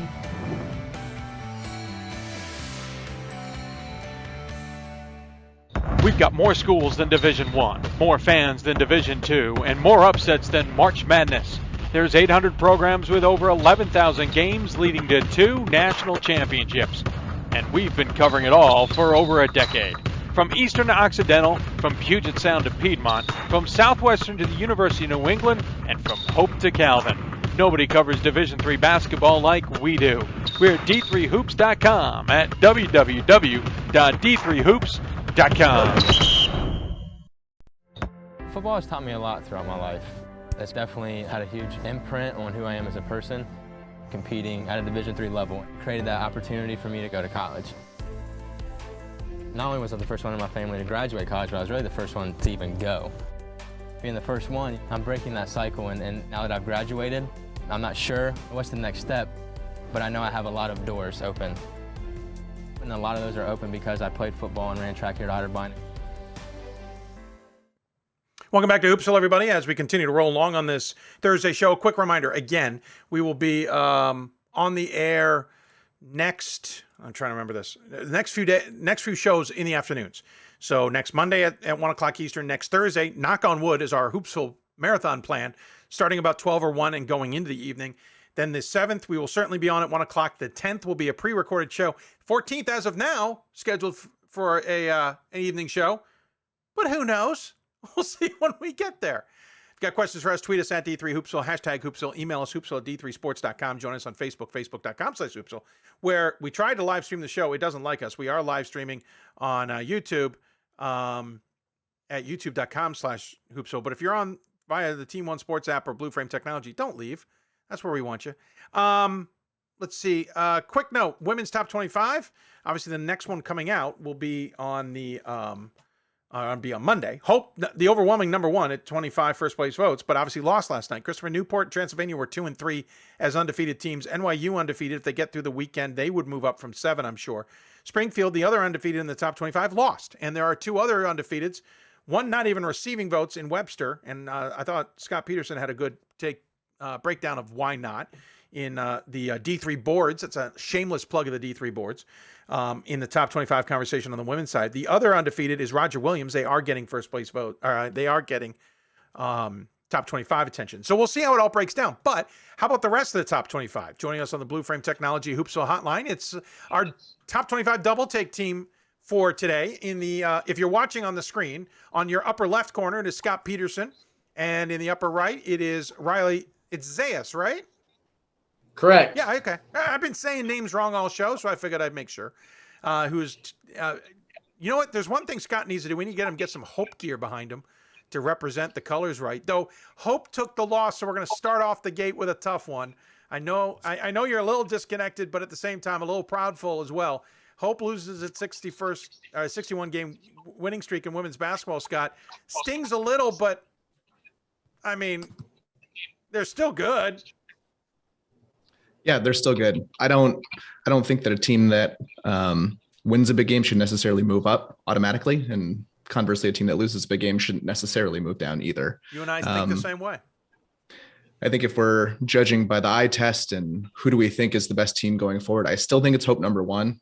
I think if you're looking more at resumes and what they've done this year, I think Trine has a very, very strong case. The strength of schedule is very strong. Hope's is mediocre at best. Similar to Christopher Newport. So I think if you're looking at that perspective, maybe not Hope, but you can kind of pick and choose what's most important to you, right? Yeah, so we're jumping into debatable here because I think it makes sense to make Hope the debatable in a weird way. Should they stay number one? I've said this on the men's side, and I've done it on the men's side. When I've had a men's team who's in number one, undefeated, even with one loss, and they lose, I haven't necessarily moved them out of first place because here's the thing. At least on the men's side, I expect teams to lose. I am not expecting perfect seasons. Maybe that's a little different on the women's side because we do – God, it's been a while since we have a women's team win a national title that didn't go undefeated. But in this case, Do you keep Hope number one? Is there an argument to do that ahead of an undefeated Christopher Newport, assuming all things are even, undefeated Transylvania, a Trine team that is now split with them, and some other good teams? Riley, let me turn it to you. Would you consider, I assume you're considering it, is it plausible to keep Hope number one, or do you think it's more plausible to put someone else there? Absolutely. I think it's very, you have a very strong case to keep Hope at number one. And for the simple reason of you compare them with Christopher Newport, and who's number two right now. I like Hope's strength of schedule a little bit better than I do Christopher Newport's. And neither has a great strength of schedule. But you look at some of the wins that Hope has. I mean, you got the Baldwin-Wallace win. They looked really, really good in that game. And also, they did lose to Trine last night by 8 in a game that Trine pretty much controlled for most of it. But they also beat Trine already once this season. So you have that in their favor. For Christopher Newport, I mean, you go down their schedule, there's a couple of wins that I like there. The Mary Washington win might be their best win to date.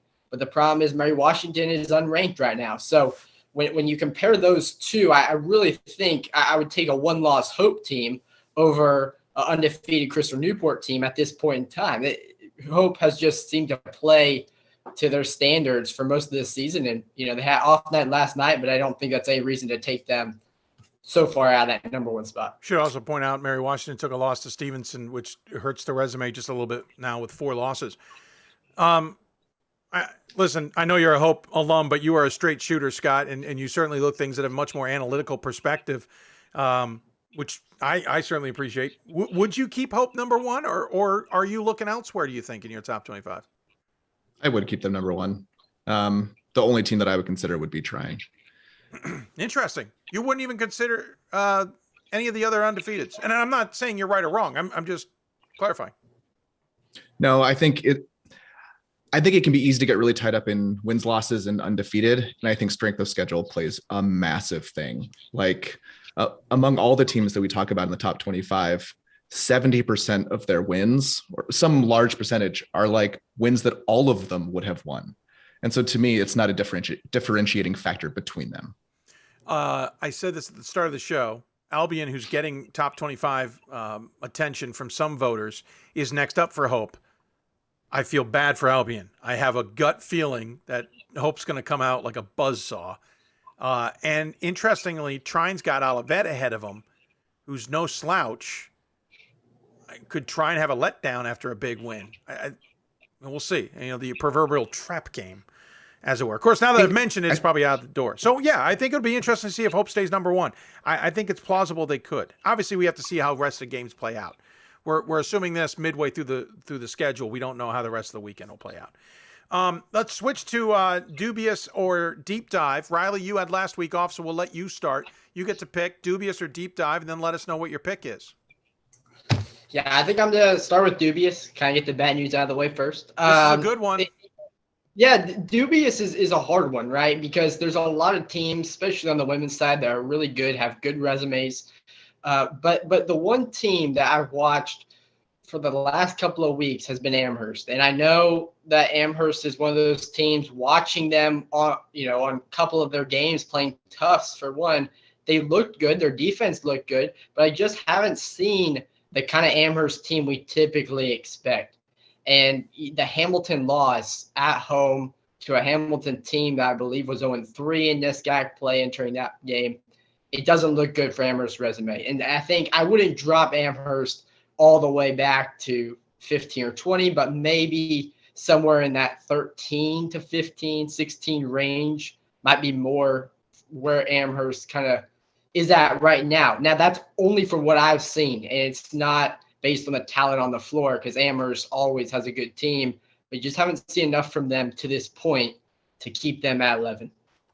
Yeah, quickly, this is certainly a topic on the D3 boards as well, because they only moved down to 10th, and we could debate that left, right, and center. Scott, curious your take, because you had some interesting thoughts on them as well, because sometimes it's hard to ignore a team that has a proven track record, even if the history isn't what we're supposed to be paying attention to. Right. And I like what Ryan Scott was saying, that if we're just looking at resumes this year, what they've done on the court, and ignoring like history, the coach, things like that. There are computers that can do it better than human voters. And I agree with that. So it makes sense to me to like, let's be predictive. Who do I think would win head to head and who's going to be strong going forward? And of course you have to take into account history and coaching, right?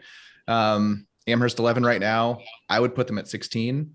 But if you look at the 4 teams that I would put right above them, you could make very compelling cases for Amherst being above any of them, right? Marietta, Eau Claire, Springfield, and Baldwin-Wallace. And so like, whether Amherst is really 11 or 16 or 14, I think the gaps are really small. And so I think it's hard to call them significantly overrated at 11, even if I might drop them a little bit. Well, granted, we aren't used to a GP Gromacki team also that is, I'm going to use the term a little loosely here, struggling like they are. It's all relative. But on the flip side, you also know it's going to be a well-coached team. And sometimes, how many times have we watched a team out, an Amherst team in the middle of a season gone, geez, are they really all that great? Like, they're all defensive based. Their offense isn't really clicking. And then we get to March and they're just destroying teams, not offensively, but they're just stifling some really good offenses. And you realize what you were watching the whole time was a damn good team. It's hard to overlook that little thought in your head, knowing that this team is not a slouch when it comes to coaching. Right. And I think teams like Hope and Christopher Newport with just massive turnover and point differentials just thrive against overmatched teams, turnovers in the fast break. And so that's why they can look a lot more pedestrian when you have a solid defensive team like Trine or like Amherst, who doesn't commit all those turnovers and allow all those fast break points. And I think that's why you can see that in March. By the way, I make one request to anybody who's in the D3 boards. Spaces are great, especially after periods. I was having trouble reading one particular poster because of that. I'm being a little sarcastic. Riley, any final thoughts on your dubious pick? Yeah, I mean, I kind of have to agree with what Scott said, too. I mean, you look at the way Amherst has played, and you make a great point, too. I mean, where a team is in January is not probably where a team is going to be in March, especially a team that has that proven track record. I think once we see Amherst play a little bit more NESCAC play, start to find some more rhythm, I think we're going to see a different team. I think right now the Bates loss, the Hamilton loss are just, off nights and having trouble shooting from 3. But I think once they can start to play with a similar style on offense that like we've seen in the past, I have no doubt Amherst will be a top 10 team come March. A couple other factors you just kind of pointed out. Amherst has also had a bit of a break they weren't expecting. They had played 12 games at one point and were sitting there for a long time. And second, excuse me, Bates turning out to be a bit of a big team this year. They've gotten wins now over Amherst and Bowdoin and playing well, so that might look better in the long run. Dubious pick, Scott. I picked this before I knew that Riley was going to be on, and you can bring a lot of American Southwest knowledge that I do not have. My dubious is Hardin Simmons. So they are 22nd in the poll, 12-3, which winning percentage wise puts them in the bottom quartile if we're looking at the top kind of 50-ish teams in Division III. Again, I've kind of put together a list of my top 50, but they do not have a strong strength of schedule. Their average point differential, turnover differential, and they have a really poor rebounding differential, just about the worst among that top 50 teams. They had a narrow loss to East Texas Baptist at home in their last game. I don't think East Texas Baptist is as strong as others. So I'm just like, to me, that's a little bigger of a loss than maybe what the average consensus is. Their best win is at home versus admittedly a very good Trinity, Texas team, but they only won by 2, and that's in early November. And the best win since is at Sul Ross, and I'm not sure how good Sul Ross is. And I would not put Hardin Simmons in my top 35, less my top 25.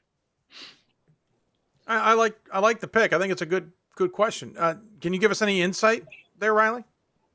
Yeah, he brings up a lot of good things, and when I'll say for Sul Ross, from what I was watching them play, they're not going to be the top of the ASC.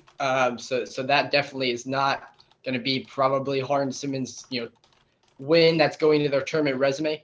So I definitely would agree. The rebounding can partially be attributed to Caitlin Ellis, who was a phenomenal player for them. Graduate after last season. So we've seen a little bit of a dip. They've gone to more guard play.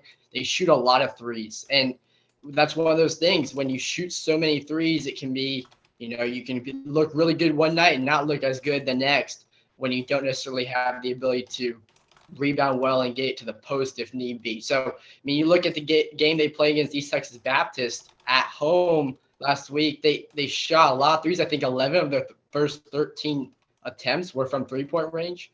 They were making some early on, but East Texas Baptist slowly wore them down with the way ETBU plays in the post. So Hardin-Simmons to me is a team that I would agree. I think they may be, depending on what happens tonight at Mary Hardin-Baylor, they could be on the outside top looking in come next week just because they haven't beaten the best in the ASC, which at this point would be East Texas Baptist and Mary Hardin-Baylor. Interesting take. I don't know if it changes anything necessarily, but I like it. Deep dive time. Scott, what's your deep dive? My deep dive is Puget Sound. So they've got solid record. I think it's 11-2, good strength of schedule. I really like their win against Pacific. Pacific has looked stronger as the season has gone on. First game of the season for Puget Sound was a loss to Santa Cruz by 7 points. I think Santa Cruz is better than a lot of people think. We'll see. They play so many NAIA games. It can be a little bit harder to get a read on Santa Cruz. Puget Sound has lost at Whitman, who is ranked higher and should be. So I don't think that's a very bad loss at all. And if you just look down Puget Sound's win column, there's very few what I would call gimmies. I think Linfield and at Caltech might be called gimmies, but everyone else is in the top 150. Sure. If you look at Massey rankings just for a rough, and I think that matters a lot. Their underlying stats look pretty good, and I would push them all up. I would push them up to around 20. So maybe going dubious on Hardin-Simmons at 22 and deep dive on Puget Sound saying that they should be 20 is not these giant world-changing views. But I think that's a bigger change than a lot of the voters are putting them at right now. No, I think that's a fair point. Santa Cruz, with barely any votes, being in 20 is by all voters would be a big difference. And listen, that win over Whitman. I think Puget Sound should be 20. I'm sorry, Santa Cruz, Puget Sound. Right. No, I misspoke. Not sure. I was thinking about Puget Sound's right next to Santa Cruz. Both have 4 points. That's why I jumped over at Puget. But Puget has those chances with Whitman, which I think will stand out maybe a little bit as well. Riley, who's your deep? Yeah, so I'm staying out west. Same as Scott. Santa Cruz is going to be my deep dive. I similar what he said. He brought up a lot of good points about Puget Sound. Similar things could be said for Santa Cruz. 9-2 overall, obviously playing that coast-to-coast conference. The Puget Sound win on November 5th to me still sticks out. I mean, it was a 7-point win early in the season. Sometimes the way a team plays early in the year is a good testament to where they're at kind of at that point. But now as we get into January, you want to start seeing some improvement. They beat Whitman at home. And to me, I mean, that's a very, very impressive win. Definitely going to help them when it comes to if they continue to play the way they are and contend for a Pool C bid come March. The loss to Tufts is a hard one for me, and that's partially why I don't think they're ranked. I mean, Tufts beat them pretty bad at home on December 29th, and but my deep dive being Santa Cruz is just due to the fact of the way they're playing offensively, the way they play defense. They hold opponents to about 57 points a game. They're a team that can cause some damage, especially against a team like Mary Washington or even Christopher Newport when they play them up in February. Any thoughts on either of your guys' picks? Scott, your thought on the banana slugs? For simplicity, I kind of just ignore any non-D3 games when evaluating teams. Sure. Because it's just hard I don't want to dig into NAIA and NCAA Division II and to really know, is this good or is this bad? What happened? And so they're 5-2. It's just not a whole lot of information. I think neutral court Christopher Newport in February is absolutely an interesting game because if Santa Cruz is better than we think, that could end up being Christopher Newport's toughest regular season test. Fair point. Riley, any thoughts on his deep dive of Puget? Yeah, Puget Sound to me is a team that I like the resume they put together. I think right now I haven't seen enough from them to say they're a top 25 team or maybe they should be up there in the votes. But I definitely think they deserve some more attention. They've played a solid schedule in terms of you look at the wins they've had. They play very, very well.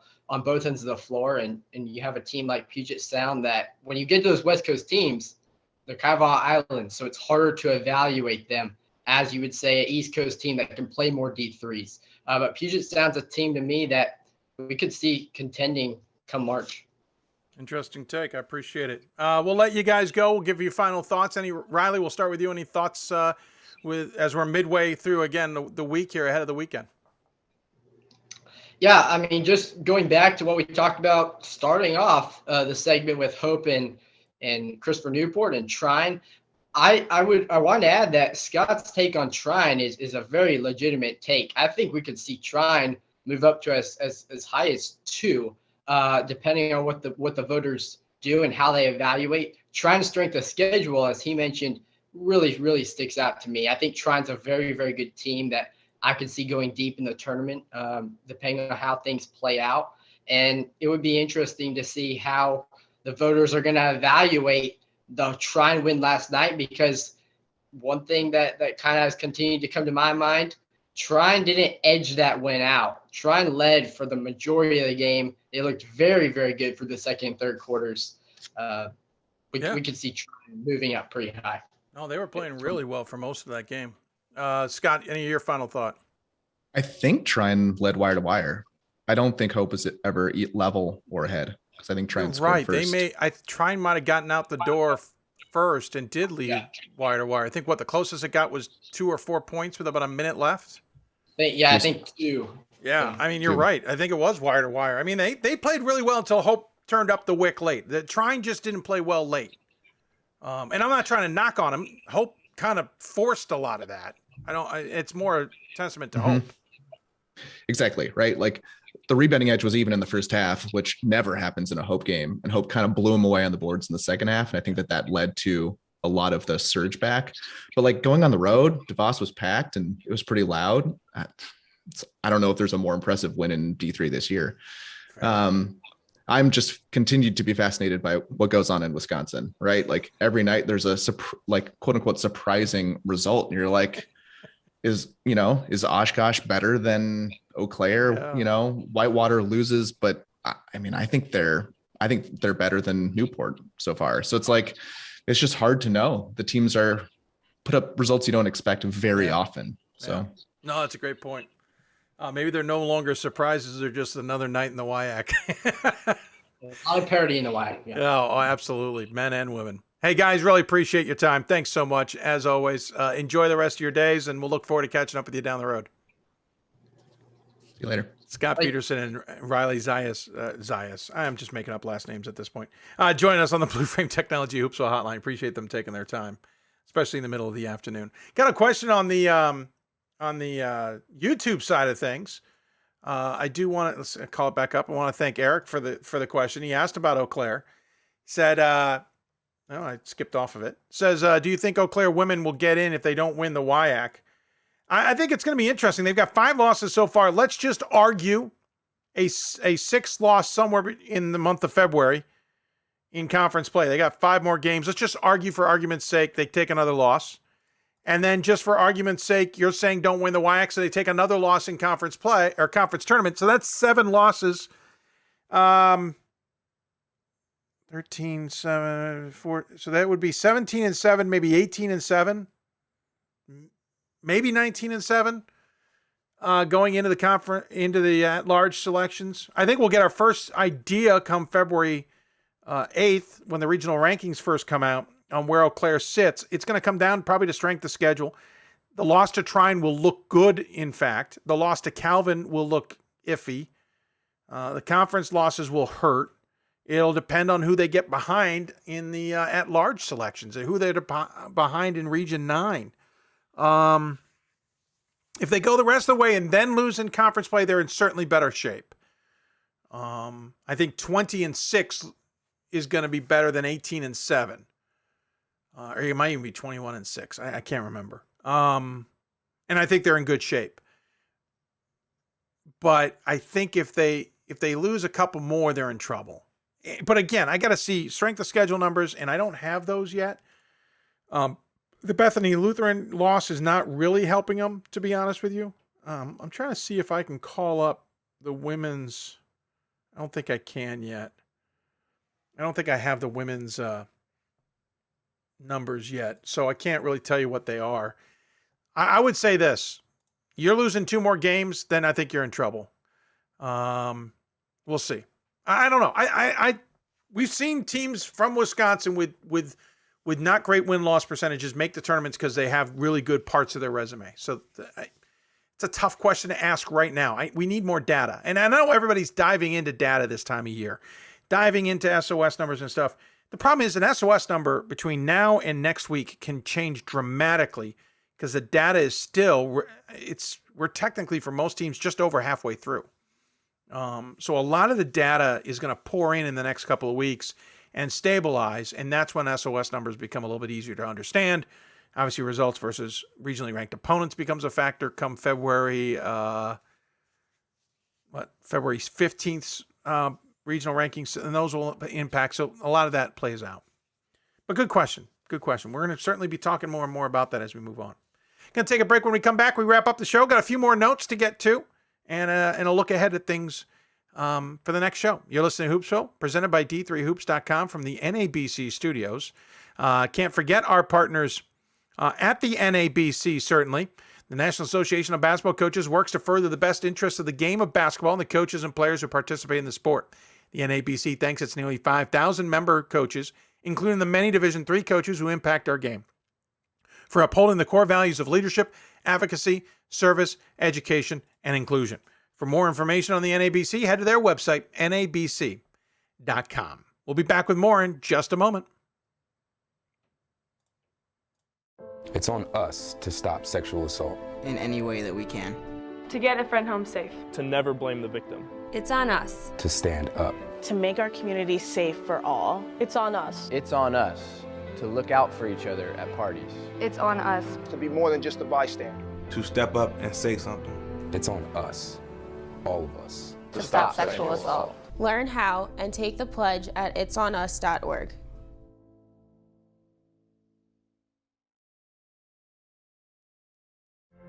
Football has taught me a lot throughout my life. It's definitely had a huge imprint on who I am as a person.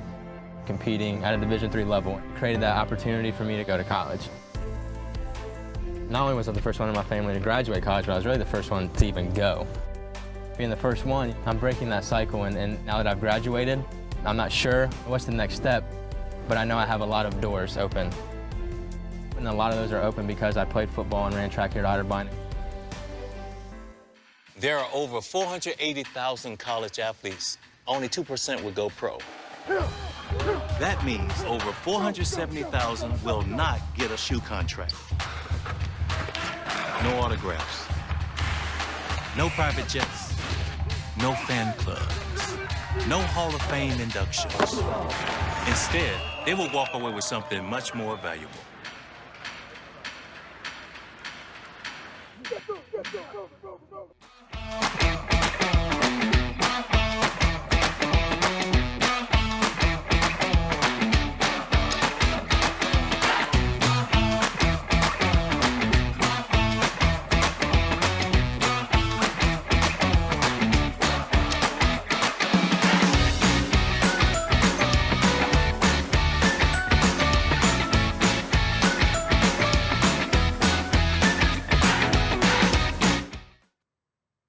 Welcome back to Hoopsville as we continue on this show, actually wrapping things up today. If you got questions for us here at the last second, email us, hoopsville at d3sports.com. You can also tweet us at d3hoopsville. You can also join us on Facebook at facebook.com/hoopsville, though we tried to live stream the show there today. Didn't seem to work. Don't know why.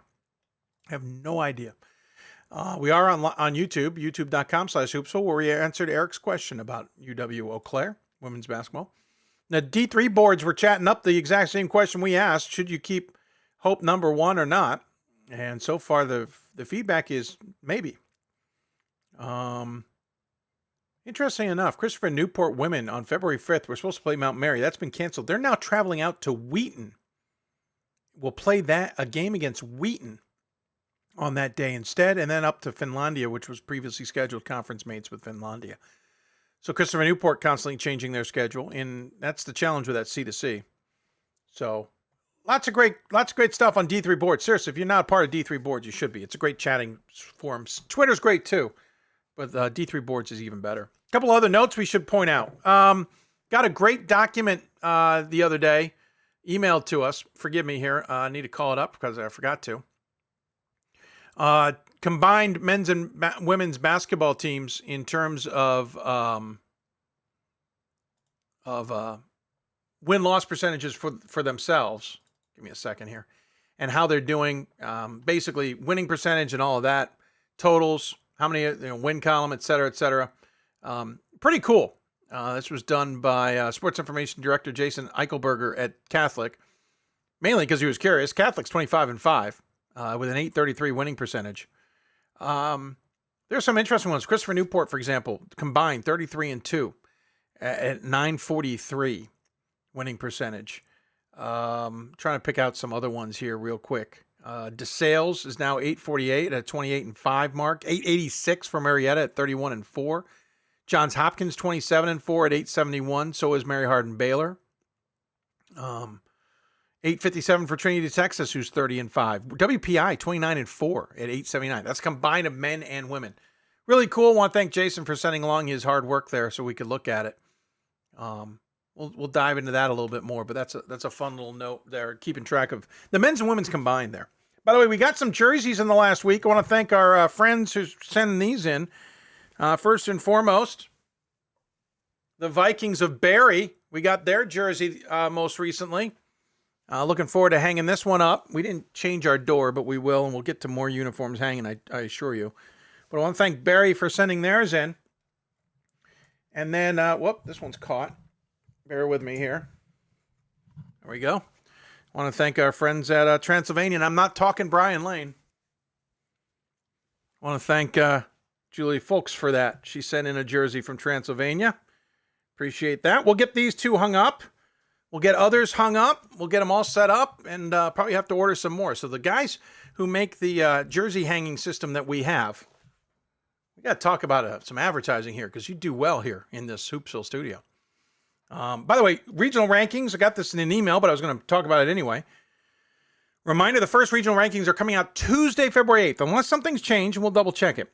Men's and women's basketball are going to try and get regional rankings out on Tuesday so that they're more reactive to the week. So in other words, data closes on Sunday. Monday, the regional advisory committees will meet. Tuesday, the national committee will meet, and they'll make their decisions then on who's in the top 25s, or not top 25, regional rankings. Remember, there's 10 regions versus 8, so there is a bit more work to be done. That will then allow those regional rankings to be out ahead of a lot of Tuesday night and more especially Wednesday night games or Wednesday day games. So they're a little bit more timely. You can't get them out at the beginning of the week. It's just not going to be possible to do all that work on Monday. But they're going to try and do it on Tuesday. But that's the first regional ranking is February 8th. And then the next one will be the 15th. Of course, the 8th will not have regionally ranked opponents. We should also point out February 8th's regional rankings will be alphabetical. They will not be ordered. This is something that was adopted by the men's basketball committee. We will certainly share the link. Well, it's in our show page when it gets to the archive side. The chat that Pat Coleman and I had back at the beginning of basketball season and the end of football season about this move to go to alphabetical ranked regional rankings in the first week, which at first I was against, but then it made a lot of logical sense, and we come up with some other suggestions. We'll talk more about that when we get closer to it. But that first regional ranking will be alphabetical, not ranked. A ranked one will be done. They're just going to present it publicly as alphabetical. Week 2 will then include regional results versus regionally ranked opponents. That's the sticking point here. That one will then be ranked. Of course, then week 3 will be the 22nd of February. That is conference championship week for most conferences. And then we get brackets February 28th. So we don't have a lot of time left in the season. About 4.5 weeks? Because in a week's time, we'll be talking about mock rankings coming up.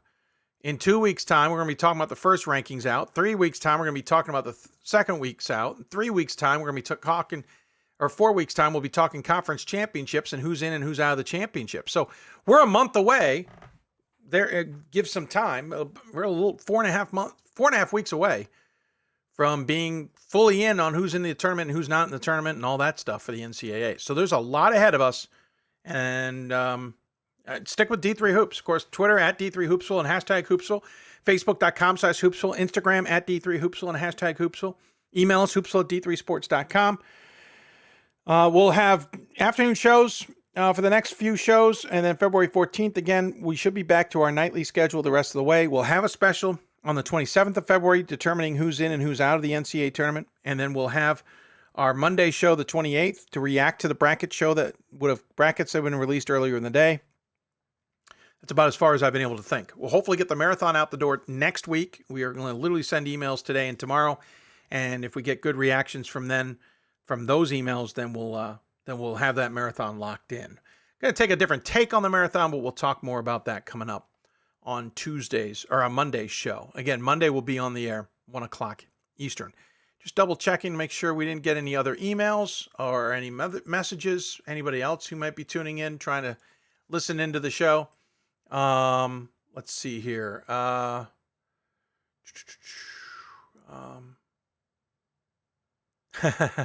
Talking about the H being used in Amherst. It's great. Scott reacting on Twitter and then Ryan talking about it as well. But no H in Amherst. It's funny how many people will slam that H in, and Amherst just doesn't like it. Anyway, we're going to take a break until Monday, 1 o'clock Eastern time again. A reminder, on Thursday shows, we primarily talk about regions 3, 5, 7, and then 9, 10 combined. On Monday shows, we primarily talk 1, 2 combined, along with 4, 6, and 8. So that's where our guests will come. If you don't know our formula, if we had a men's guest on from one region, the next time we have that region on, we try and have a women's guest on, women's program. If we had that particular conference, we also try hard not to feature that conference. So let's just give you an example. We had Region 3 St. Lawrence on today in women's basketball. So next week, conceivably from Region 3, it will be a men's basketball program, not from the Liberty League. We had in Region 5 Messiah women's basketball on. Next week, we'll have a men's program on, most likely not from the MAC Commonwealth. In Region 7, we had a men's coach on in Wabash. So next week on this show, we'll try and have a women's coach on, or a women's program on, not from the NCAC. And then we had Region 9-10 combined. This one gets a little bit more tricky. We had Whitworth men's basketball on, so we won't go from the Northwest Conference. We'll try and do a women's program. And because it's 9-10 combined, I'm going to try and look elsewhere than the West Coast because I was just on the West Coast. Now, I did go back-to-back on West Coast in the last 2 weeks, so that's kind of where this deviates. Having a little trouble because the American Southwest plays on Thursdays. They also used to play on Sundays, so we haven't been able to win with them, but we're going to try and get them on a show sometime here in the near future out of that region. But that's kind of how we think. So ahead on Monday, we'll talk Region 1, 2 combined, along with 4, 6, and 8. And you can get a sense of who we're going to probably talk to, at least gender-wise, by looking back on the last show. That's going to do it. We're going to take a break until Monday. I want to thank our partners at Blue Frame Technology and their Team One Sports app. If you don't know, you can always get their stream or this show on the Team One Sports app via Apple TV, Roku, Android TV, and Amazon Fire TV. You can just look for the Hoopsville app or the D3 Hoops app. I believe we cross-promote on that, or at least we try to. So you can certainly watch the show there. You can also watch it on your mobile device or on your website. Whatever works for you works for us. So check that out. We also want to thank our partners at D3Hoops.com, the National Association of Basketball Coaches and Women's Basketball Coaches Association, for their assistance. I say this every show, but I'm going to say it very seriously here. If you're interested in advertising or sponsoring on this show, please get in touch with us. We have some big shows coming up with big numbers. They include the Marathon Show we hope to put on the air a week from today. We also have the Selection Sunday show coming up on the 27th of February. We have our Reaction show on the 28th of February, plus other shows along the way. So if you want to get eyes on your product or whatever it is, or you just want to support the show, please get in touch with us about advertising or sponsoring, especially this coming Marathon show. We would love to chat with you and figure that all out and get it taken care of. And that will do it. I want to thank our guests, Dan Roiger from St. Lawrence, Mike Miller from Messiah, Kyle Brummett from Wabash, and Damion Jablonski from Whitworth, or Coach J, as we're going to call him from now on. I want to thank the sports information directors from there as well, Of course, Brent Harris at Wabash, always fun to touch base with him yet again. Matthew Felton from Messiah, really appreciate his help with the show. Andrew Kane from St. Lawrence, thank you for your assistance today, or in the last few days, I really should say. And then Steve Flegel, a good friend of the show. I want to thank him out at Whitworth as well for his help. I didn't get a chance to mention specifically the thank yous from last week, but a special shout out to Jeffrey Bernstein from NYU.